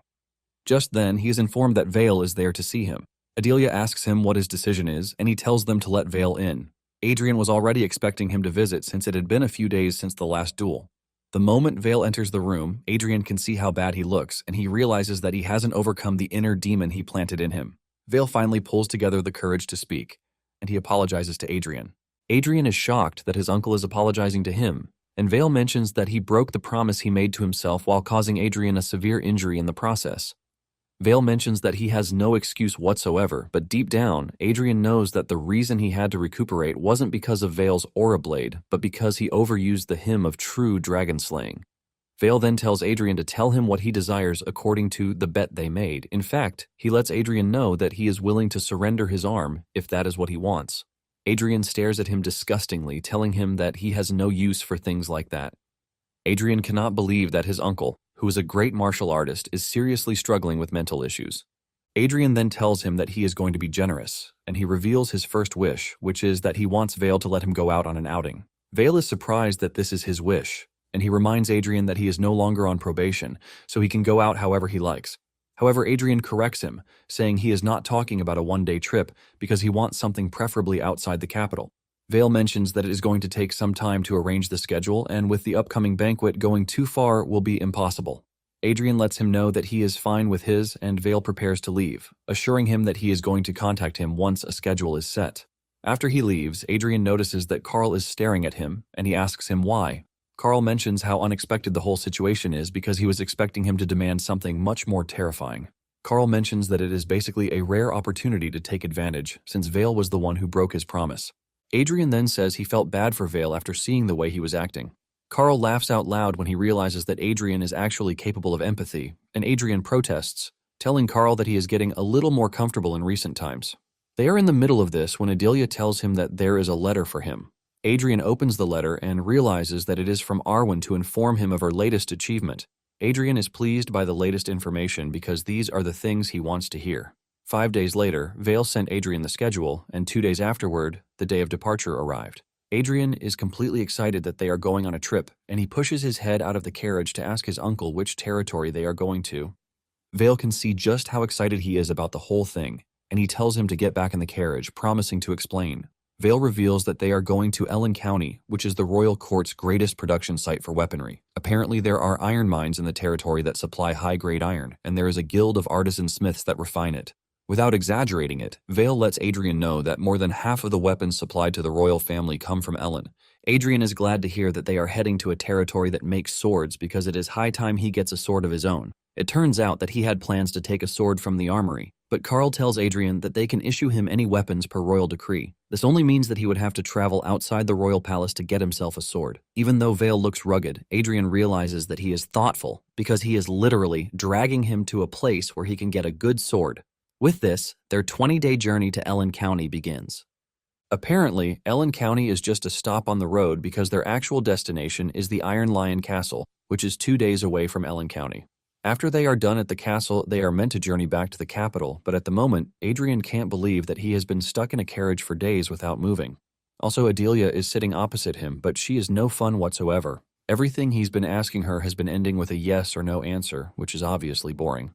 Since he has all the time in the world, Adrian decides to check his mana heart. Thanks to overusing the dragon slaying him, his mana heart actually went completely dry, and he believes that it is time for him to refill his mana heart. Adrian closes his eyes to fully focus on gathering mana from every corner as the carriage travels through the lonely road. Suddenly, Adrian notices something shocking, and this is the fact that his mana heart has gotten bigger than the last time. The system informs him that he attempted an extraordinary feat that is beyond his mana capacity, which gave him a glimpse of a colossal will. Adrian realizes that this is the effect of forcibly using the hymn of dragon slaying. The system then tells him that due to the expanded mana heart, his physical constitution has also changed significantly, which means his body is now able to endure more mana. Basically, he has now reached the stage of sword expert, and the connection to the origin has somewhat improved. As if this is not enough, Adrian learns that some of the restrictions on his recovered authorities have been lifted. The ones he could previously use have also improved significantly. Adrian lets out a fulfilling smile when he sees all of these, and Adelia can actually see that there is something making the prince happy. Soon afterward, they arrive at Ellen County and they are welcomed by the head of the territory, Edgar, and his eldest son, Torrance. Adrian thanks the two for the hospitality, and since Adrian is presumed to be exhausted on his journey, Edgar offers to take him to his room. As they walk through the mansion, Adrian can see why they refer to the territory as a weapon production territory. However, he is not entirely impressed because all the weapons he has seen so far are just low-tier items that look flashy but are actually useless in combat. Adrian is disappointed because he believes that he won't be able to find the item he is looking for this way. Just then, he asks Edgar if the Blacksmith's Guild is located in the territory, and Edgar confirms this. Adrian then tells Edgar that he would like to visit the guild instead. On their way to the workshop, Edgar tells Adrian that blacksmiths are rough and stubborn people, which is why they often ignore the Lord whenever they are concentrated on work. Upon entering the workshop, Adrian is immediately locked in as he spots the blasting heat furnace. Edgar tells him to speak up if the heat is too much, but Adrian is totally locked in because the whole scenario reminds him of when he was a sword. Surprisingly, among all the other blacksmiths working on their craft, there is one who draws him in, and it is an old man in the distance. Adrian stands in awe as he watches the man hit the hot iron with his hammer, ultimately reminding him of when he was reincarnated as a sword. Adelia is forced to clean Adrian's face because of the amount of sweat pouring down his face. Adelia, touching him, finally jerks him back to reality, and he realizes that he was fully engrossed in the whole thing. Just then, the leader of the blacksmiths called the artisans from their workplace to come and greet Adrian. Edgar introduces the dude to the prince, but Adrian doesn't pay much attention to him because he is fully engrossed in the old man, who is still busy working on his craft. The leader of the blacksmiths spots him and screams at him, asking him what the hell it is that he is doing. He asks him to stop what he is doing and greet Adrian, but Adrian grabs the dude, stopping him from distracting the old man. Adrian also notices that the rest of the blacksmiths are not all that happy, since they were dragged over to greet him against their will while they were working. Adrian is not pleased himself either, because he didn't even order the person in charge to do this. He then tells the blacksmiths to return to their workplace unless they want the furnace to die out. Without hesitation, the gang runs back to where they were working, and Adrian continues watching the old man do his thing. With complete dedication and focus, he smashes the iron, shaping it into form, and while he was doing this, Adrian was overtaken by a weird sensation that leaves a chill running through his body. Later on, Edgar informs Adrian that the old blacksmith has been repeating the process of forging swords and melting them down for the past 6 months. Adrian asks Edgar if the swords he made are failures, But Edgar says there is no way to know because every sword the old man makes is said to be a masterpiece, which is why he is called the Master Smith of Swords. In fact, the bunch of swords he has made so far seemed completely flawless, which is why it is a mystery that he melted all of them down. In addition, for the past month, he has barely slept and has been clinging only to his work. Edgar mentions that they have been worried because he is no longer a young person. Adrian, on the other hand, can see that the man is nothing but a true craftsman. Days later, Adrian continues visiting the forge every morning while leaving late at night, and during this time, the old man simply continued with his work while Adrian watched in silence. Before Adrian had arrived, there were tensions that he might cause a ruckus, but to their surprise, there were no incidents whatsoever. And soon afterward, the day for the prince to leave finally arrives. Adrian expresses his disappointment that he wasn't able to see the completed version of the sword before leaving. He turns around to leave the forge, telling his men that they are going to leave very early the next morning since there is a farewell party that night. Even Edgar was devastated because he had hoped that the prince would see the sword completed by the master smith before leaving. Later that night, Adrian is preparing for the party when Edgar comes rushing over, telling him that the master smith has completed the sword. Adrian rushes over to find the old man cleaning the sword, and as he raises it into the air, it leaves a bright show of excellence. The old man then turns to Adrian, bows to him, and presents the sword to him. Edgar is shocked when he sees this, and Adrian, on the other hand, gracefully collects the sword, which is befitting for a king. Adrian asks the old man if the sword has a name, and he reveals that he is thinking of calling it Twilight. Adrian asks if this is for dawn or dusk, and the old man says it is already dusk for him, but it is dawn for Adrian. Adrian is pleased by his answer, and he even starts to laugh before telling the old man that he is pretty eloquent for a blacksmith. The old man chuckles a bit before losing his balance, and Adrian quickly grabs him. He then tells Carl to inform Vale that he will be spending the night with the old man. While they are alone, the master smith reveals that it was the day that Adrian arrived and stood behind him that the sword took shape as if it were already waiting for him. He mentions that the sword basically decided the day that it would be born. Adrian is surprised to hear this, and he decides to let him in on a little secret. He moves closer to whisper in his ear what is obviously his true identity, and the master smith is completely overwhelmed, so he starts to shake on the bed. The master smith heaves a sigh of relief and says he finally understands everything. He tells Adrian to give him the sword for a moment. Adrian does as told, and with his last strength, he tells Adrian that he hopes the sword will become as great as him. Adrian holds his hand, assuring him that it will, and with this, the old man signs out. The next day, as Adrian prepares to leave, Edgar shows up with a beautiful sword, carefully packaged for him. He tells Edgar that the sword he brought for him is a magic sword, and it would be much easier to use than the one the old man gave him.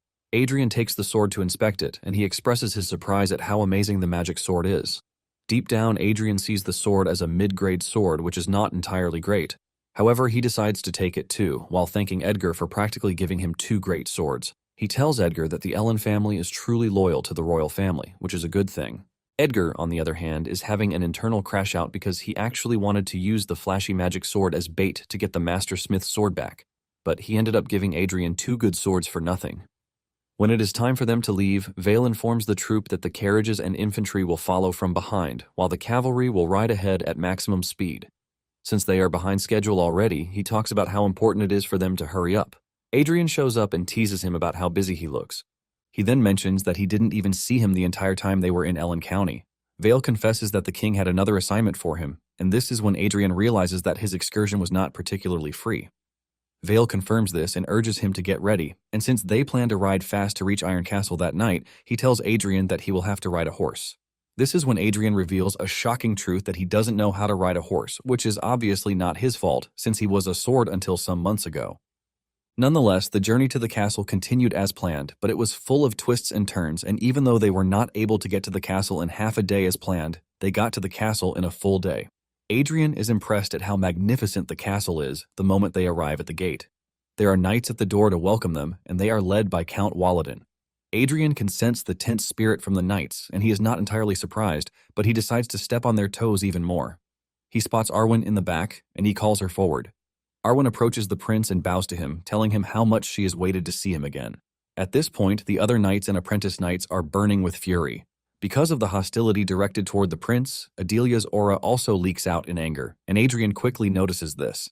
Adrian immediately walks up to Adelia to calm her down, and Adelia finally comes back to her senses. Adrian is thankful that he developed Adelia's slave mentality early on. Adrian then turns to Arwen to follow him because they have a lot to catch up on. Deep down, he wants the other knights to also follow them. Moments later, Adrian changes to his training outfit and he heads to the training grounds where he tells the apprentice knights and knights that he would like to witness the swordsmanship of the Iron Lions, which is said to be the best in the kingdom. He asks the knights who is going to spar with him first. But there is no one who is immediately ready to jump out to spar with the prince. Adrian believes that they are worried because he is a prince, and he tells them that he is going to stake the Leonberg name that no one would be responsible for whatever the outcome of the spar is. Even with this, there is still reluctance among the knights, and Adrian ups the scales, calling them faint-hearted knights. One of the knights, who is a redhead, can no longer take the insult and steps out. He introduces himself as Dale of the Dinant, and he tells the prince that he still cannot be called a representative of the Iron Lions, but he asks Adrian if he can stand in his presence. Adrian assures him that there is no need for permission since he was the one who asked for it. Dale then dashes toward the prince with resentment while urging him to be careful. He tries to land a hit on Adrian's head, but he easily blocks it and throws him back. Dale crashes into the ground, and he is knocked out just from one strike. Adrian then smiles at the crowd, asking them if there is anyone who would like to take Dale's place. Another dude who introduces himself as Paul emerges, but he is also knocked out mercilessly. Adrian continues to run through the apprentice knights as if they are nothing, while doing it with no stress whatsoever. After he has already beaten up the apprentice knights so much that he is bored with it, Adrian starts to think of how to get the official knights to fight him. He immediately finds a way out and he calls Arwen's name, telling her that she will be returning with him when he leaves. Arwen is initially surprised, but immediately bows to Adrian to acknowledge his order. She hasn't finished saying this when one of the knights calls Adrian's name from behind. Adrian is surprised at how easy it is to bait them. The knight, who is a tall, apparently scary dude, walks up to Adrian, suggesting that they liven things up a bit with a bet. He wants to use Arwen as the trophy, but Adrian immediately denies his request, telling him that Arwen is not a tournament prize. Adrian suggests that they use something else instead, and he tells Carl to bring him Twilight. Adrian draws his sword, telling the knight that he's going to give him the sword if he wins. Arwen is shocked when she realizes that Adrian is about to engage in a live duel, and she tells him that she would be a better choice, but Adrian refuses. Adrian tells her that she is 1,000 times more precious than the sword because the value of a swordmaster cannot be compared to a mere sword. The knight gladly agrees to Adrian's request before introducing himself as Dunham of the Fahrenheit family. He mentions that he is an official knight of the Iron Lion Knights and is on the verge of achieving the triple chain. Adrian mocks him, saying he is basically still a double chain knight, and this only makes him even madder. Dunham mentions that his sword is the 17th sword that was made by the Master Smith of Swords. Dunham promises to give Adrian the sword if he wins, and Adrian smiles, while revealing that his own sword is also made by the Master Smith, and it is the 100th work of the Master Smith. Dunham is surprised by this because he has never heard rumors of the Master Smith making a 100th sword. Adrian doesn't blame him for this because it is the Master Smith's final work that was completed just a few days ago. Dunham then summons his aura as he prepares to engage Adrian, while claiming that Adrian is walking a misguided path, but he is going to show him his utmost with the spar. Adrian smirks when he hears Dunham call his path a misguided one, and he decides to teach Dunham a lesson while telling Adelia to watch closely because this is the path she will continue to walk on from that moment forward. Adelia agrees to this, promising Adrian that she will surely do what he wants. Meanwhile, Vale is having a meeting with the commander in his chambers. It turns out that this is the 4th time they will be visiting the castle. Apparently, the 4th prince has no interest in the throne, which is why he might not come to the castle. However, the 3rd and 5th princes visited while Adrian was on probation. Even the 2nd prince stopped by at the castle some time ago. Walladin admits that Adrian remains the legitimate heir, no matter how bad his reputation might be. However, Wolodin blames Vale for how things have gotten, saying he has the larger share of the blame because if he had supported the 1st prince even a little, he wouldn't have become isolated. Since Vale has always abandoned Adrian, he is now surprised that he is trying to be good toward him. Deep down, Vale knows that Walladin is not wrong because he actually once cast aside Adrian. Vale saw Adrian as a man who was not deemed to be a ruler, but a tyrant. It turns out that he once scolded him one day for being intoxicated by some wicked potion, and in anger, Adrian had charged at his own uncle with a sword. Adrian saw him as a hopeless scoundrel, and when he returned to the north in disappointment, Adrian sent him a poisoned wine, shamelessly calling it a gift while enclosing a letter with it. Vale had gobbled down the wine, and as he burned away the cheap poison Adrian put in it with his mana, he also burned away whatever little familial attention that he had left with it. However, this unbearable nephew suddenly changed and became a different person who endures grueling training. In fact, he became someone who started growing every day. Wolodin then reminds Vale that he was the one who once said Adrian must never become king. Vale, in his heart, knows that Adrian is now a changed person, and he tells Wolodin to give Adrian a chance so that he might at least stand at the same starting line as the other princes. Wolodin is shocked when Vale bows to him, begging him to reconsider. Wolodin expresses his disbelief, saying he has no clue whether it is Vale who has changed or it is Adrian who has changed. Suddenly, one of the knights comes rushing in to tell the two what is happening on the training grounds. On their way to the training grounds, Wolodin tells Vale that he has nothing to worry about because Dunham knows his limits, so nothing serious will happen. He assures Vale that even in a live blade duel, he wouldn't dare beat royalty senselessly. However, Vale tells Wolodin that he should not be worried about the first prince, but his knight. Wolodin berates Vale, telling him that he has really become strange because he looks pale, while also spewing nonsense. By the time they get to the training ground, Wolodin cannot believe his eyes as Dunham is thrown to the ground, ultimately knocked out. Wolodin watches in disbelief, and Vale reminds him that he already told him to expect something else. It turns out that during the spar, Adrian had noticed what his uncle used to say about a double ring knight. It dawned on him that his current hymn of sparring is insufficient, but he can't afford to bring out the dragon-slaying hymn against a regular knight. Due to this, he activated hyperfocus, where everything becomes quiet and his body doesn't feel like his own. With this, he is able to calculate Dunham's trajectory and move, giving him the perfect angle to land a counterstrike that sends Dunham flying into the distance. The spar continues, but at this point, Adrian has totally gotten into the feel of it, and he easily takes down his opponents, as if they were nothing. In the end, Adrian had racked up 5 consecutive wins, and the knights are ecstatic when they see this. Thanks to this, Adrian is able to add another verse to the hymn of sparring, which ultimately increases its grade to an extraordinary grade. The hymn of sparring proceeds to upgrade to the hymn of dueling, and Adrian heaves a sigh of relief because he actually succeeded. Exhausted, he falls to his knees, and one of the knights rushes over to check on him, telling him that he pays respect to the victory he achieved. Surprisingly, the knights start to celebrate while hailing Adrian's fighting spirit. Adrian is surprised to see this because moments ago they were preparing to tear him apart. Wolodin tells Vale that the knights are simple men by nature and nothing excites them more than the sword and victory. Wolodin tells Adrian that by the expression on his face he was expecting a different reaction. Vale tells Adrian that a fair defeat is more valuable than a foul victory. One of the knights teases Dunham, saying he might be the only resentful one because he has to offer up the sword he bragged about so much. Adrian is left dumbfounded because he thought everything he knew he had forgotten and abandoned, along with the mana heart. But it appears that there was at least one thing that hasn't changed because being gracious in defeat and revering the strong is the spirit of the knights. When it is time for Adrian and his entourage to leave, Adrian tells Wolodin to keep what happened during his stay a secret. Wolodin is surprised by this because he believes that it would be helpful to Adrian's reputation to make it known. However, Adrian doesn't want it known yet, since there is someone he wishes to mess with a little. Later that evening, they find a good place to camp, and Carl offers to go scout the surroundings. On the other hand, Arwen looks lost, but Adrian is pretty sure that she is going to adapt in no time.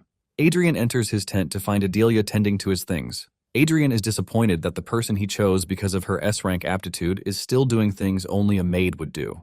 Adrian simply proceeds to his bed, leaving Adelia wondering if there is something she did wrong. However, Adrian tells her that she is free to leave, and after she is gone, Adrian realizes that the Iron Lion Knights were different from what he thought they would be. When he was at the castle, he used the authority of judgment, and he realized that the majority of regular knights did not possess swordsmanship talent surpassing B grade.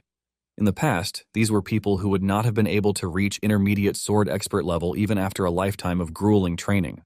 They would have been ordinary people who would have faded away, but at the current moment, they have reached a realm equivalent to a sword expert in their 20s or 30s. Basically, the caliber possessed by a superhuman has declined beyond comparison, while the caliber of ordinary people has risen dramatically. It suddenly dawns on Adrian that all of these are because of the mana chain. In the past, his uncle would have aimed for transcendence, which is why he was actually pissed that he threw away the possibility of that. However, this era is an era where there is no chance to build achievement beyond an extraordinary grade. Adrian figures out that everything is due to the flow of time, and he admits that he does not know the era well. Adrian concludes that he is going to start learning everything from the beginning. He is in the middle of this when Vale shows up, telling Adrian that it is not too late because if he puts in the effort from that moment forward, he can achieve his dream. Adrian is confused as he doesn't know what dream the dude is talking about. Vale lets him know that he has already won the hearts of the Iron Lions because if it were the other princes, he would not have been able to mingle with them so casually. Vale commends him, telling him that it was a wise decision. But Adrian still doesn't know what trash he is talking about. Adrian is forced to ask him if he has gone mad, but Vale tells him that there were conditions they agreed on concerning the bet he made with him. Adrian remembers the bet with the third prince, and he is about to say it is still ongoing when Vale cuts in, telling him that the bet was to defeat a double chain knight. This is when it dawns on Adrian that he has actually won the bet since he took down a couple of knights. Vale then tells Adrian that he is going to do as promised, and he pledges his loyalty to Adrian, telling him that he is going to officially support him as the first prince of the kingdom. Adrian is confused as he doesn't know what Vale meant by official support, but it suddenly dawns on him what Vale is talking about. Adrian is left dumbfounded because he never told him that he would like to be king. However, Adrian's life soon becomes chaotic because by the time they return to the capital, Vale's official support had been made known. Adrian's quarters are immediately stormed by newly assigned royal knights, soldiers, and attendants. Adrian yells at Carl, telling him to get rid of the crowd because they are making his life harder. However, Carl lets him know that he can't because they are all there via royal decree, and even if he orders them to leave, they are not going to listen. Adrian then tells Carl to at least clear them out of his sight because they are annoying him to death. Carl is able to do this, and Adrian ultimately enjoys some peace and quiet. He hasn't even enjoyed 5 minutes of peace when Jillian barges into the room to accuse Adrian of playing his game so well. He claims Adrian was secretly learning swordsmanship from Vale, while revealing his grand ambitions too. Jillian claims that he was holding back before because he didn't want to disgrace his brother, and Adrian teases him, telling him that he is so grateful that he didn't embarrass him. Jillian then screams at Adrian, telling him that he has made a big mistake because he intends to make him pay for deceiving him. Deep down, Adrian is boiling because he blames Vale for telling everyone that he has eyes for the throne when he obviously doesn't. After this, Adrian finds Vale to tell him that he is going to play along for a while, but urges him to back out at an appropriate time because he is not interested in being king.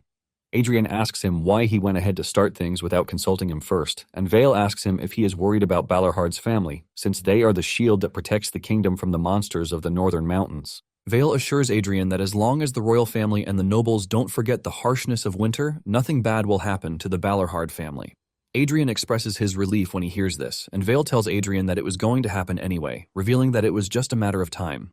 Vale asks Adrian if he truly doesn't know the fate of a firstborn who fails to ascend the throne. Vale tells him that the situation doesn't change just because he kept his head down, and he is ready to give him as much time as he needs to accept the situation. However, he lets him know that the legitimacy of the firstborn does not disappear unless he dies. After Vale leaves, Adrian maintains the stubborn decision that he is not going to change his mind, no matter how much time he gives him. Adrian's only concern is how he is going to grow his power back to the level where it was before, which is the transcendent level. Because of this, Adrian doesn't think he wants something as trivial as the right of succession to the throne. This was his thought until the banquet that had been coming for a very long time finally arrived, and he was introduced into the hall with every eye staring at him from the balcony. As he walks into the hall, the ladies blush just as he passes by them, talking about how dazzling his appearance is. Adrian can't believe that they are all kicking up such a huge fuss just because he lost some weight. He turns to the other side to watch the supposed nobles of the kingdom, and using his skills, he is able to see their traits. He realizes that all of them possess the trait called the heart of a serpent. This is a brand of evil karma that is accumulated by those who steal from others and trample upon their lives. Adrian is disgusted that they all carry such a filthy trait, but to his surprise, there is only one who doesn't, and this person is Taylor. Adrian excitedly walks over to where Taylor is, and with a bright face, Taylor thanks him for the invitation.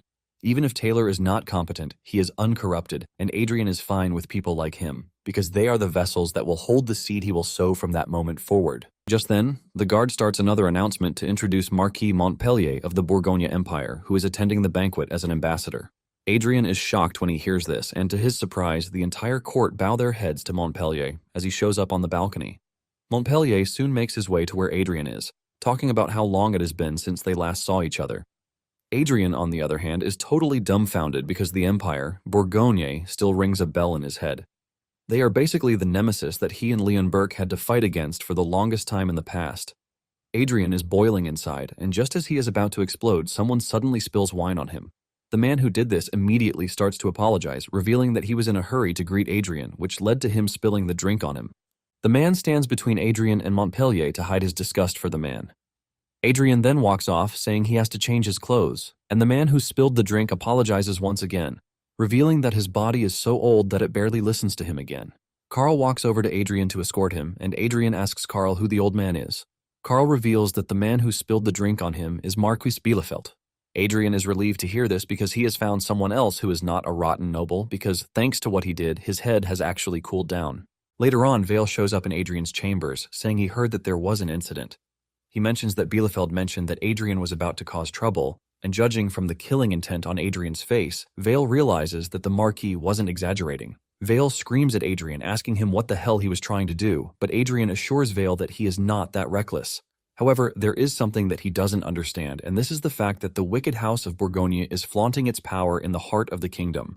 In fact, he noticed that the nobles showed him a sincere respect more than they showed to royalty. Adrian says the relationship is too one-sided to be called allies, and Adrian asks Vale how the kingdom ended up the way it did. Vale then explains to him that it is a special history, revealing that, in the past, the kingdom stood firm against the Empire's numerous invasions, but as time passed, the Empire grew larger, ultimately widening the gap between them. Since the Empire has become a total superpower, the kingdom had no choice but to kneel before them. Adrian is shocked to hear this because, in the past, even though the kingdom was relatively small compared to the Empire, the kingdom had something that allowed them to face the mighty Empire. From the very beginning, the kingdom was founded on martial hymns, but it turns out that they have already lost all of these. Upon seeing this, Adrian tells Vale that he has changed his mind, and Vale asks him what he means by this. Adrian reveals that he has decided to become a king, and Vale is shocked to hear this. Deep down, Adrian knows that he might regret the decision, but he has no choice, since it is something he has to do because he practically built half of the kingdom himself. On the second day of the banquet, Adrian is introduced into the hall alongside Vale, and Adrian notices the disgust and disrespect on the nobles' faces. He cannot believe that they would treat a foreign noble better than him. He remembers that in the past, when his friend stood before the people, no one ever thought he would become king because he was nothing more than a country boy who came running out of some trash village. Nonetheless, Leonberg stepped forward in front of the people just the same way he currently is. Since they won't respect him naturally, Adrian decides to chant a hymn, which is the hymn of the king. Just like the dragon-slaying hymn, the system tells him that his current grade cannot handle the full power of the hymn, so lots of parts have to be omitted, till there is only a quarter left. Even with this, Adrian is able to bear the pain more than the dragon-slaying hymn because it is just a hero-grade hymn, not a myth. In the end, he is able to activate the hymn, which ultimately places an aura crown on his head just like a king, which immediately forces the nobles to bow their heads. Adrian is glad that it worked, and just as he is about to tell them to raise their heads, he feels a strange energy behind him. He turns around and realizes that the strange lady who has been covering her head is a freaking elf. The elf walks up to Adrian, telling him that it is quite surprising that there is still someone who remembers hymns. Adrian freezes up in shock because the lady standing in front of him is not just an ordinary elf. Adrian panics as fear overcomes his body, leaving him to wonder why the mad woman he knows from his past is at the banquet. When people think of elves, they see them as a benevolent race that would never needlessly cause harm to others. But in reality, they are a cruel race that uses their beauty as bait to destroy their opponents. The High Elves are born with the hero grade right from birth and are the most dangerous among elves. With the Lady Elf standing in front of Adrian, Adrian can remember that she is not a regular High Elf because she has lived over 1,000 years, which makes her an Elder High Elf. It turns out that her name is Sigrun, also known as the Dancing Magic Swordswoman. Apparently, she was part of the expedition that slaughtered the Mad Dragon 400 years ago. After this, Sigrun tried to procure Gruhorn, the sword, promising to give him the best life. Because of this, Adrian can never forget her, because she really tormented him. Deep down, Adrian is worried that she might recognize him because of the hymn of the king that he recited. Sigrun then asks Adrian if they have met before, but Adrian quickly shakes his head to say no. Sigrun doesn't want to believe this because she believes that Adrian looks particularly peculiar. Adrian claims that this is his first time seeing an elf with his own eyes, but Sigrun doesn't believe him. Adrian is completely worried about Sigrun because he remembers that back then she was pretty strong, which means she is likely a terrifying monster at that point. Sigrun then tells Adrian that he is lying because when a human sees an elf for the first time, they always have one of two reactions. Most humans get captivated, but humans who have reached a level of martial understanding get edgy. However, in Adrian's case, she is pretty sure that he has not reached a level of martial understanding yet. Adrian argues that he has a unique taste, which is why he appeared to be edgy. Sigrun thinks about it for a minute and decides to withdraw, but she lets Adrian know that it was nice to meet him. After her departure, he heaves a sigh of relief that he survived the ordeal. Later on, the queen gathered women and young ladies from whom Adrian could choose a spouse. There is no age limit for women who are there because there is even a freaking baby and an old lady. The queen, Margarita, notices how displeased Adrian is, and she lets him know that he can't expect to see the type of women that he usually mingles with. Just then, they get word that the elf delegation is requesting an audience, and the queen allows it. Sigrun and her colleagues enter the room, and Sigrun offers her greetings to the queen. Margarita expresses her surprise that Sigrun is there because it's been a long time since elves have visited the kingdom. Sigrun tells the queen that she is aware that she is looking for a woman to become the prince's spouse. Sigrun then informs the queen that she is a high elf, which in human terms means that she is a noble from a house with prestigious lineage. At this point, Adrian is totally confused as he can't understand what Sigrun is trying to do. Sigrun continues by saying her age is not far from Adrian's age. Adrian almost explodes in shock because they are nearly 1,000 years apart and she is able to tell such a shameless lie. She continues by mentioning how elves remain beautiful and the fact that she has those who are loyal to her, just like knights are loyal to their liege. Sigrun then mentions that since the moment she saw Adrian, she felt their fate intertwined. Adrian is shocked when he hears this, since he knows that elves never lie about their fate and connections. This leaves him wondering if she is being sincere. Sigrun's confession leaves the queen and everyone else in the room ultimately shocked because forming a marriage with elves has never happened. Suddenly, Adrian walks up to Sigrun and grabs her, telling her that they need to talk for a moment. Adrian drags her away from the throne room, leaving the crowd to assume the worst. Adrian takes Sigrun to a private place and he asks her about her true purpose. Sigrun smiles, telling Adrian that she only came to foster friendship between her clan and the kingdom. However, Adrian asks the question again, and this time around he mentions the fact that she is an elder high elf. He continues by saying he is aware of the fact that she is an executioner who has handled her clan's dirty work for hundreds of years, and she is also known as the Blade of the Mistletoe clan. Adrian asks her sternly if she is there for an investigation or the execution of a sentence. Sigrun is surprised when she realizes that Adrian knows about her, and she asks him how he knows this. But Adrian stays mute because he knows that he can't even contend with her at the moment. Since Sigrun was able to feel a sense of fate from him, it means her grade is high enough to catch a glimpse of the past carved into his soul. Sigrun unleashes her aura that covers the entire room, while telling Adrian that he knows who she is, but was foolish enough to stay silent in front of her. Adrian then counters her statement, saying he knows what an executioner is capable of, which is why he can't run his mouth in front of one. Adrian then tells Sigrun to stop with the games, urging her not to interfere with his fate. Adrian knows that everything about Sigrun at that moment is nothing but curiosity towards him, and if kept at the current state of affairs, his fate would be torn to shreds by Sigrun, who is a lunatic elf. Adrian figures out that it would be better if she develops an interest in him instead. Adrian plans to live long enough to become the best dish out there. Sigrun moves closer, asking Adrian who he is, and Adrian replies that at that current moment, he is nothing more than a pitiful prince. Sigrun asks him about the person living inside him, and Adrian tells her that she would have to wait to find out. Sigrun then mentions that she was pretty sure that something was off because there was no way they would have sent her to the kingdom on a trash mission. However, she now knows that it was because of Adrian. Adrian is left stunned, and he realizes that Sigrun has not changed from the creepy woman that she is. Moments later, they return to the hall holding hands, leaving everyone in shock. Adrian then takes Sigrun to his mother, letting her know that there is something he has to say. Adrian shocks everyone when he mentions his plan to be engaged to Sigrun.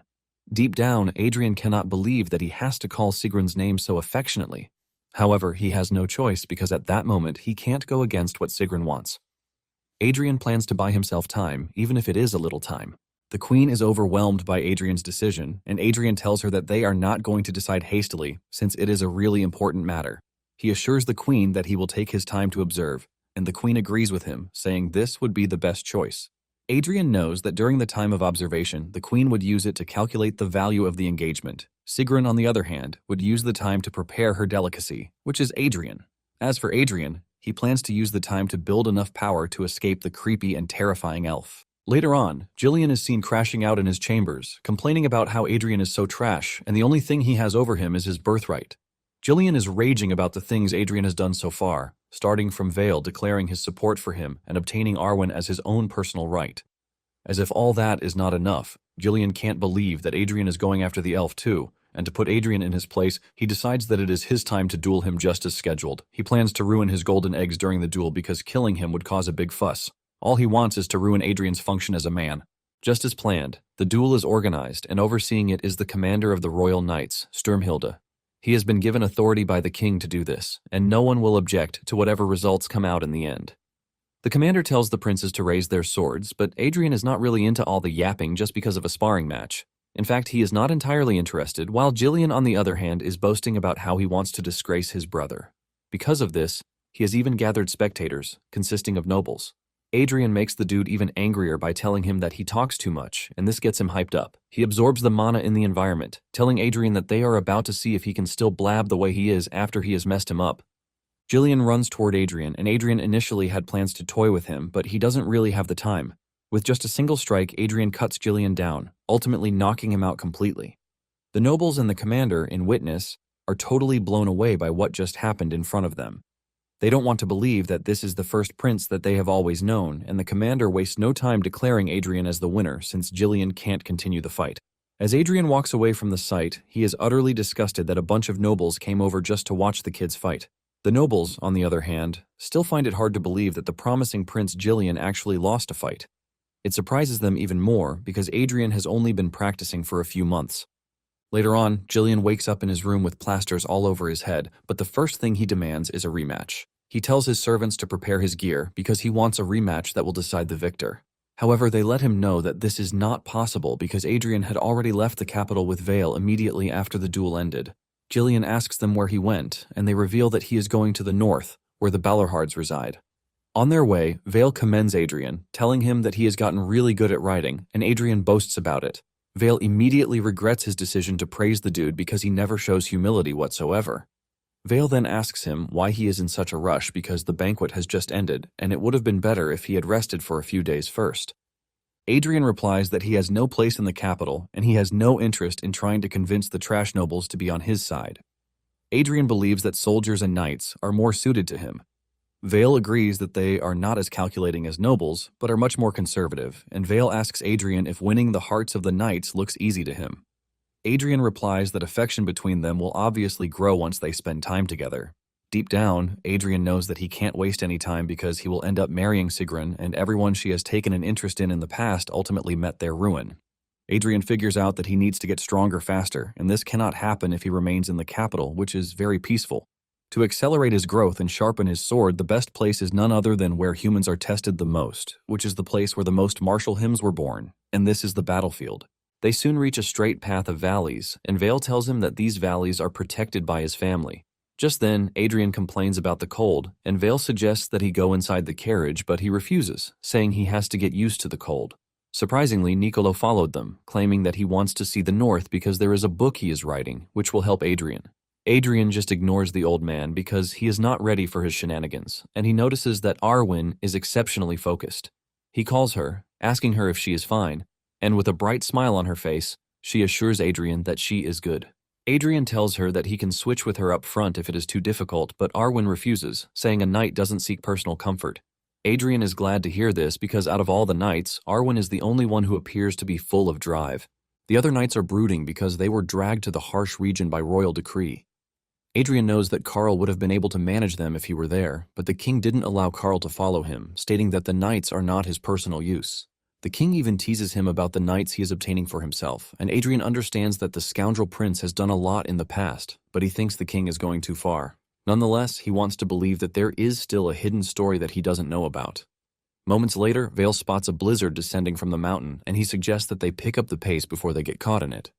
Before they knew it, the falling snow turned into a blizzard, and their march immediately became so tough that one person couldn't even hear the voice of the person next to them. Seeing how dangerous the situation has become, Vale increases the tempo of his voice using mana, telling the knights to abandon the carriages for that moment because they need to travel light. He orders the men to continue on foot, and Adrian immediately goes to the carriage to help Adelia out. Suddenly, the royal knights start getting thrown apart, and Adrian rushes over to tell them to throw their shields away. In fact, he tells them to dump anything that might weigh them down, saying that they are going to come back for it later.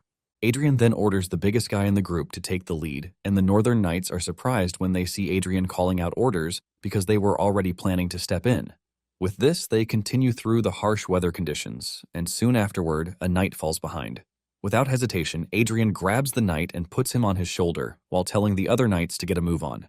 Just as the group starts to reach the castle, which is their destination, the blizzard suddenly vanishes, revealing the bright sky, making it seem like the group didn't just pass through a hellish storm. Vale walks forward to the castle, and with authority, he welcomes Adrian to the Winter Castle, which he lords over. Talking about the Winter Castle, it is a fortress that is located at the northernmost point of the kingdom, and it exists to block the monsters inhabiting the Blade Mountains. The Winter Castle is considered the worst duty station for ordinary soldiers, and they always pray not to go back there again. Even worldly nobles try to weigh the political status of the castle, but those who are born in the castle have recognized it as their lifelong duty and pride. Just then, the gates of the castle open, and Vale's son, Vincent, steps out to hand over command back to his returning father, while he returns to his post as the Ranger Company commander. Vale commends his son, telling him that he has worked hard while the boy is just glad that his dad came back alive. Adrian then cuts in, expressing his shock that his uncle had a son. Vale asks him if he really thinks that at his age, he wouldn't have a son. Adrian piles on the misery, telling Vale that he can actually see that they resemble each other with their stubborn-looking mouth. Vincent takes a moment, and after Adrian is done jesting, he offers his greetings to the first prince. Adrian casually tells him that it is nice to meet him, but deep down, Adrian is raging because he doesn't think a scoundrel like Adrian has a place in the Winter Castle. One of the knights offers to guide Adrian through the castle, but Vincent can't wrap his head around the idea that his father would bring someone like this to the castle. Vincent challenges his father about this, and his father tells him that everything he heard is true because he has decided to become Adrian's guardian. He adds that Adrian will be staying at the castle in the meantime, and Vincent reminds his father that Adrian is the one who was cast aside by the king himself. Vale simply tells his son that people are bound to change, and he tells his son that he has one request for him. He urges him to observe Adrian with no hate in his heart. Later on, they meet for a report on how things have been going in Vale's absence. Vincent mentions that they have been steadily reducing monster settlements, but there are still a few places that have been untouched. He then adds that since his father is around, they would like to move fast. He continues giving his report and soon mentions that the only problem they are encountering is the orcs. Apparently, a small group of less than 20 orcs has settled near the entrance of the mountain range. He mentions that it is going to be difficult to handle these numbers with just the rangers' arrows. Vincent proceeds to say he is currently selecting knights stationed within the castle, and just then, Adrian cuts in, telling Vincent that he would like to take care of the orc problem. Vincent protests, telling him that the orcs of the Blade Mountains are different from ordinary orcs, and if things go wrong, it could cause problems for the rangers' operations. Adrian ignores him and calls his uncle, since he obviously knows that he has a soft spot for him. Vale then asks Vincent if he has confirmed the scale and strength of the orcs. Vincent replies that the current number they have confirmed so far is a maximum of 20, but the presence of orc warriors or orc shamans has not been confirmed, so they cannot conclude that there are none. Vale then turns to Adrian, asking him if he is confident, and Vincent quickly cuts in, screaming out his father's name. He mentions that the mountain entrance is one of the main paths used by the rangers, and if something goes wrong, which escalates it into a battlefield with the orcs, future operations will immediately become twice as difficult. In addition, if something happens to Adrian, their family is screwed, and deep down, Adrian is actually impressed that Vale raised his son to be smart. Vale ignores his son's protest and asks Adrian what he needs. Adrian mentions that he needs about 3 guides, and he wants them to change his guard's equipment too. Vale tells Adrian that all of these are not difficult, so he is going to do it, ultimately shocking Vincent down to his bones. Moments later, Adrian meets up with the royal guards with him, telling them that they have a mission. The captain is shocked to hear this, and he asks Adrian what he means by this. Adrian tells the dude that they have received a mission to subjugate orcs. He reveals that the enemy numbers are 20, and there may or may not be orc warriors or shamans. The dude asks Adrian why they have to be the ones to do this, since they are just his escorts and it is the 3rd Legion's work. Adrian uses his words against him, telling him that he also has to follow him to protect him. As Adrian walks away, he tells the guards that the 3rd Legion will contact them later, so they are to collect equipment and report to him. Even though Adrian might not like the soldiers, he plans to make them useful, since they are the soldiers who were given to him by his father. Even though they were completely useless in the blizzard, Adrian can still see that their stats are decent, since they are elites selected by the royal family. However, Adrian notices that a redhead among them has a certain trait called disguise, which leaves him wondering what the dude is up to. When it is time for Adrian to leave, he is shocked to learn that Vincent is the guide. Vincent tells Adrian that the consequences of the mission failing would be too much, so they can't risk it. Adrian tells Vincent that he and his men won't fail, but Vincent is not about to take his word for it. Adrian tries to use the judgment authority on Vincent, but he fails, leaving him to wonder if the dude is already a triple chain knight. He also notices that among all the supposed rangers that Vincent is taking with him, only one is a real ranger, while the rest are capable knights pretending to be rangers. Adrian realizes that they have plans to handle everything just in case things go horribly wrong. Adrian decides not to make an issue of this for that one time. As they prepare to leave, Adrian tells Adelia that he won't be taking her along because he knows that it is going to be a big problem if her trait blooms the wrong way. As they walk through the snowy forest, Vincent tells Adrian and his group that they have to walk while conserving as much stamina as possible because if their stamina drops, their hands and feet will stiffen, which will prevent combat from flowing smoothly. He continues talking about things they need to know, and Adrian wishes he could just roll off and die because his nagging is worse than his father's. Moments later, a rabbit runs past them, and one of the rangers uses his telescope to scout the distance. He informs the team that there is a group of orcs ahead, and he asks Adrian how he plans to proceed. Adrian then orders his guards to load their bows, while the rest of the group prepares themselves. Adrian walks forward, and the moment one of the orcs sees him, he gets agitated. Adrian lets off an evil smile because it's been a long time since he saw a monster face to face. The orc tries to be the hero as he stands tall in front of his comrades, but Adrian orders the bowman to fire, and the arrows from the bow ultimately take down the orc. Adrian also whips out his sword as everything is about to descend into chaos. Adrian looks alive as he leaps toward the orc with a smile on his face. He takes down the orc in one swing, and as the orc's blood soaks the snow, Adrian realizes what he has been missing and craving all this time. He stares at the rest of the orc, and he is exhilarated just by breathing in the air of the battlefield. Arwen fears for Adrian's safety, but Adrian screams at her not to come any closer because she might just get swept up in the hell he is about to unleash on the orcs. The whole tale goes back 400 years ago, when orcs were not monsters, but one of the proud masters of the continent.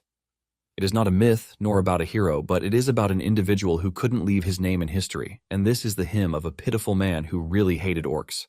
He was a sorrowful father who fought and fought until his strength ran out, ultimately piling up enough green corpses to raise a mountain, which is the fleeting verses of an extraordinary avenger. The moment he recites these verses, the system recognizes it as a hymn of revenge, and a red, overwhelming aura swells around his body. Before coming to the north, the redhead who had the disguise trait had met up with the Count of the Royal Court, who bribed him to report everything the prince does when he is up north. They believed that Adrian would be holed up in the castle while claiming other men's achievements for himself. But now that the dude is on the battlefield, he is totally horrified by what Adrian is doing to the orcs. The dude is so stunned that he finds it hard to move, and even holding his weapon right becomes a problem. By the time he gathers a little bit of strength to move, an orc ruins his confidence by easily grabbing his spear. The dude shits his pants, believing that he is done for, but Arwen comes to his rescue, cutting off the orc's arm before taking its head. The dude crashes to the ground in fear as the orc's arm holding his spear crashes into his front.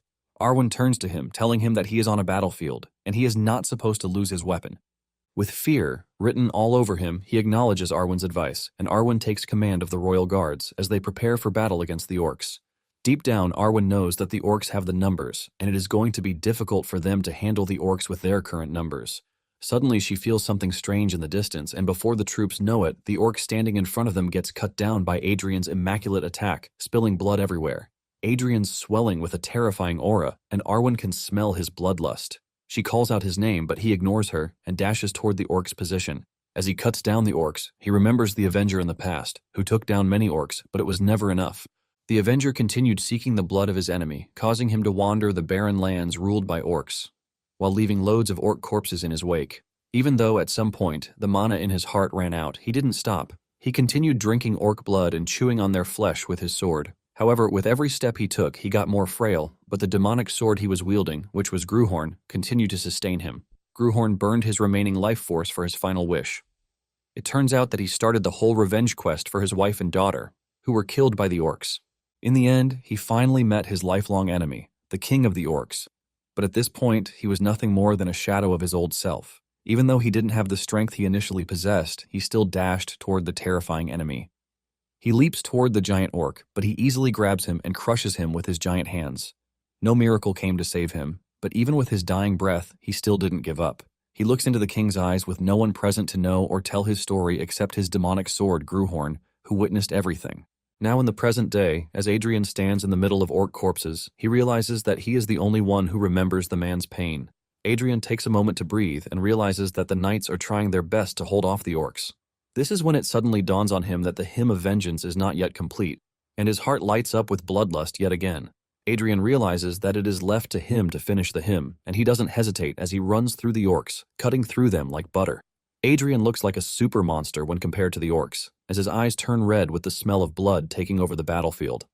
Moments later, the system informs him that a new verse has been added to the hymn of vengeance. Adrian has basically piled up a huge number of corpses to make a mountain while their blood runs under like a pool, and by this, Adrian is able to change the hymn of vengeance to the hymn of requiems.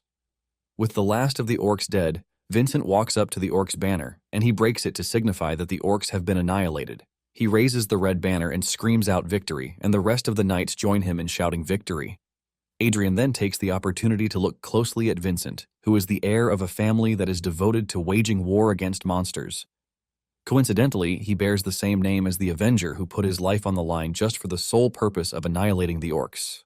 It turns out that the Avenger had sworn with his last breath to return, and Adrian wonders if the Avenger of the past is now Vincent. Vincent then walks up to Adrian, and Adrian asks him what the issue might be. Vincent then tells Adrian to take the banner because it belongs to the soldier who fought the bravest. Vincent mentions that it is a tradition practiced by the 3rd Legion, making it an honorable trophy of victory that cannot be traded for anything. With all indications, Vincent lets him know that the banner belongs to him. Just then, Arwen calls his name, and she holds her hand to her chest while paying her respects to Adrian. Suddenly, the others go down on their knees, offering their respects to Adrian for his bravery. Adrian is blown away by this, and just as he is about to make the declaration of victory, Vincent urges him to say it louder so that everyone can hear it. Adrian takes in a deep breath with a proud smile on his face as he screams out, declaring their victory. The knights follow in support while hailing him.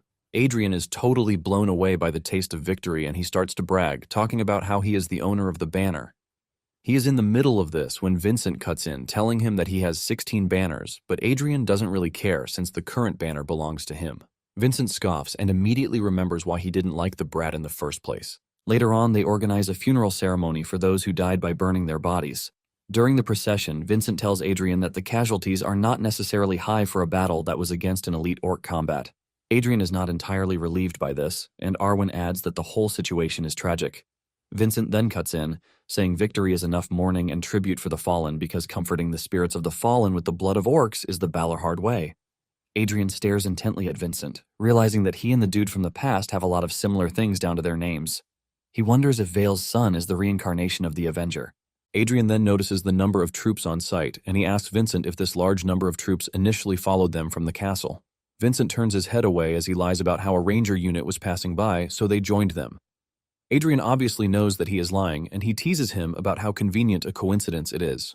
Deep down, Adrian knows that Vincent didn't trust him at all, which is why he prepared the rangers quietly. Vincent then mentions that it is a mystery why an orc combat unit came down that far to the foot of the hill. He adds that it is also strange that none of the rangers detected the combat unit's movement, and he suggests that they hurry back to the castle. Soon afterward, they return to the castle, and they are welcomed by Vale himself. He is still in the midst of congratulating them when Adrian raises his banner to brag about it. The soldiers who are back at the castle are blown away that Adrian claimed a banner for himself on his first deployment. The royal guards, on the other hand, are already tired of hearing him brag about it because it is the 11th time already. Vincent ignores him and just walks up to his father to tell him that there were suspicious signs on the mountains. Vincent lets him know that an orc combat unit showed up very early on and they were right next to the scouts. Vale believes that they might have found a large prey or maybe something happened deep within the mountains, but he knows that neither is a good sign. Even though he would have preferred that his son rest a bit, he tells him to follow him because it is a matter of urgency. As he walks away, Vincent commends Adrian, telling him that he worked hard. Just then, Adelia rushes out to meet her master, and she expresses her joy that Adrian returned safely. She talks about how worried she was because she didn't know if Adrian was safe or not. Adelia hasn't even finished greeting him when he brings out the banner to show her. Later that night, Vincent shows up in Adrian's room to tell him that within a few days, a ranger unit will be reassembled to scout the situation in the mountains, and they have no way of knowing what variables may exist within the mountains. Vincent says they plan to select only elites capable of professionally scouting the mountains, which means Adrian would not be needed for the mission.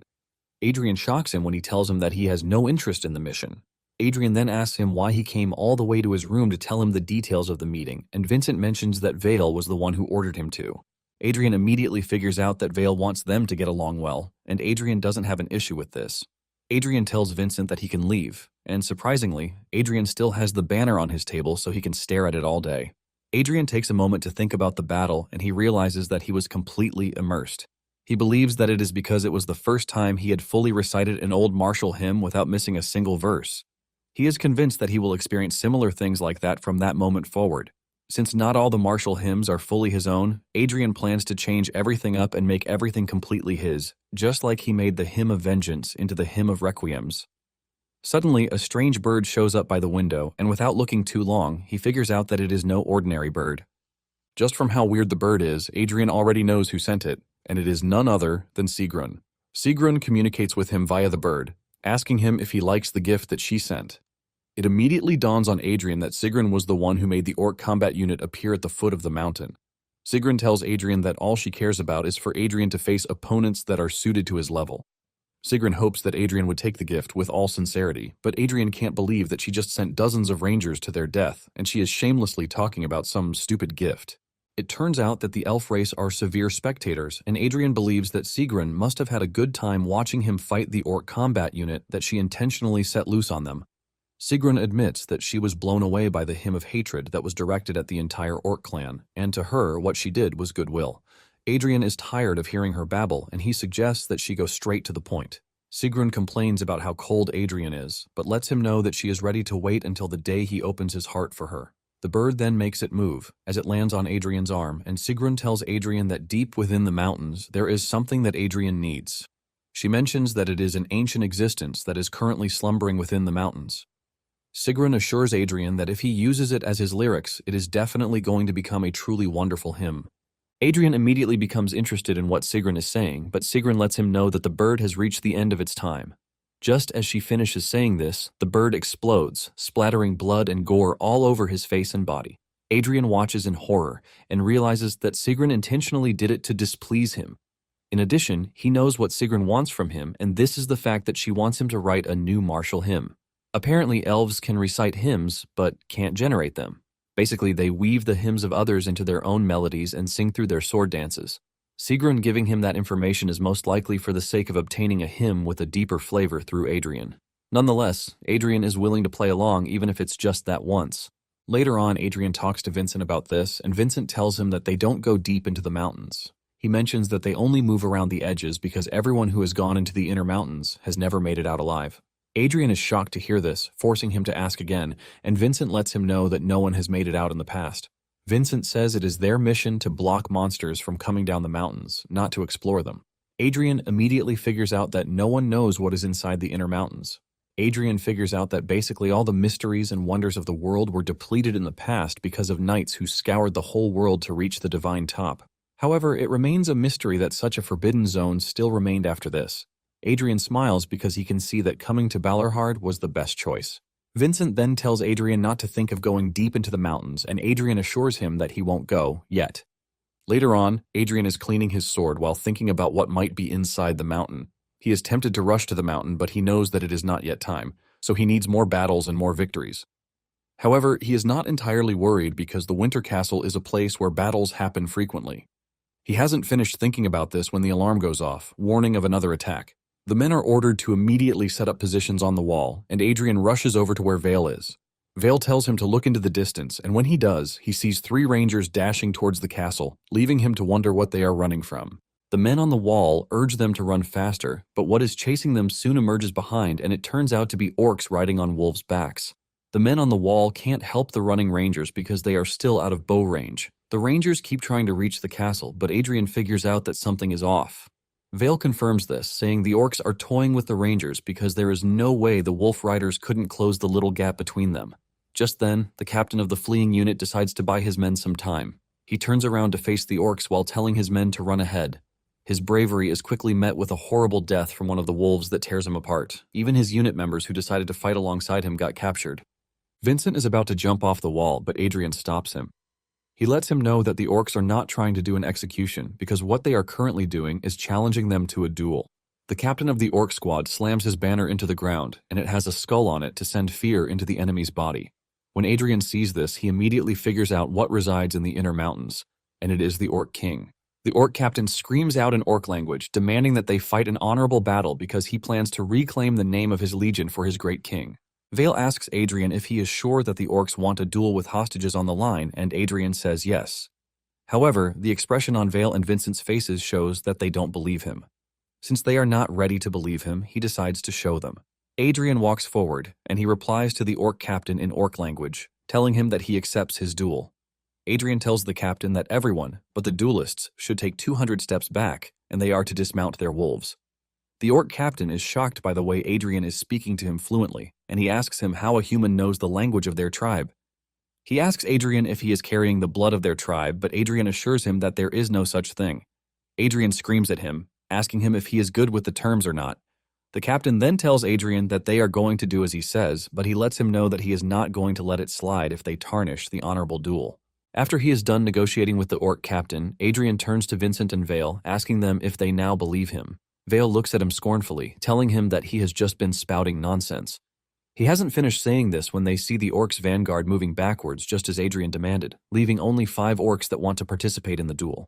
Vale is completely shocked by this, as he reveals that he has spent dozens of winters at the castle, but this is the first time he will see orcs willingly retreating. Adrian then tells Vale to save his shock for later, because the orcs have a simple demand. They want 5 participants in the duel, but they must be selected only from those who participated in the previous battle in the mountains. Vale is surprised to hear that they want warriors from the battle where they encountered the orc combat unit at the foot of the mountain not long ago.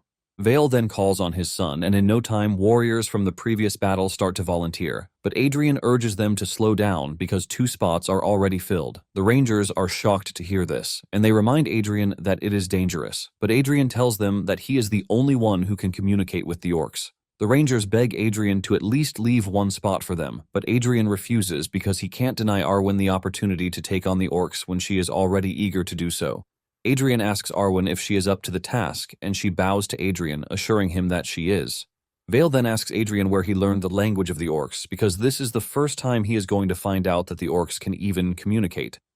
Adrian quickly lies about it, saying it is all thanks to studying. Adrian can figure out the expression on Vale's face, and he urges him not to think that words could have resolved the past incidents because this is a special case. Basically, only the orc nobles who serve the king of their tribe can speak the ancient language, just like the orc captain. The captain screams at Adrian, asking him if he is coming, and he assures him that he is. Adrian is not one to believe in many coincidences because the moment he stepped into the world, an elf ambassador visited the kingdom for the first time in ages, and in the north, the king of the orcs revealed himself for the first time in 400 years. The gates are lowered, and the 5 duelists from the human side step outside the castle. Even though Adrian is curious about whatever is going on, he doesn't think it is the right time for him to think about it because it is the time to fight. As Adrian stands in front of the orc asks him if he is his opponent, and Adrian says yes, while asking him if he doesn't like what he sees. However, the orc says this is not the case because his spirit is the greatest among the humans standing before him, so he is a worthy opponent. The orc tells Adrian that his flesh and blood will be a good delicacy, and Adrian bows his head as he prepares to fight. He talks about how funny it is that the first opponent to acknowledge him without any hate is a freaking orc. Vincent screams at Adrian, telling him that the orc captain is too much for him, so he should be the one to handle it. He is in the middle of this when one of the orcs swings at him, almost slashing him, but he leaps out of the way. Just then, the rest of the orcs stare down on the humans as they prepare to engage them in a fight. Adrian tells his comrades that orcs don't take turns in duels like knights, and he urges everyone to survive on their own. The whole situation immediately descends into chaos as the 2 sides charge at each other. Adrian leaps toward the orc captain and tries to attack from above, but the orc captain blocks his attack and repels him with his large axe. The orc berates Adrian, telling him that he is pretty weak compared to the strength that he showed, but Adrian decides to get serious, and he tells the orc captain that they are about to see if he is right or wrong. Adrian's aura ultimately shoots through the roof as it is fueled by the resentment of the hundreds of rangers and the Avenger who wandered the plains. Adrian smiles as he is running riot with an overwhelming strength, and he declares once again that coming to the Winter Castle is the best decision. After he is done gathering his mana, Adrian thanks the noble orc for waiting, and he immediately activates the Hymn of Requiems, which makes Adrian look like a horror figure in the presence of the orcs.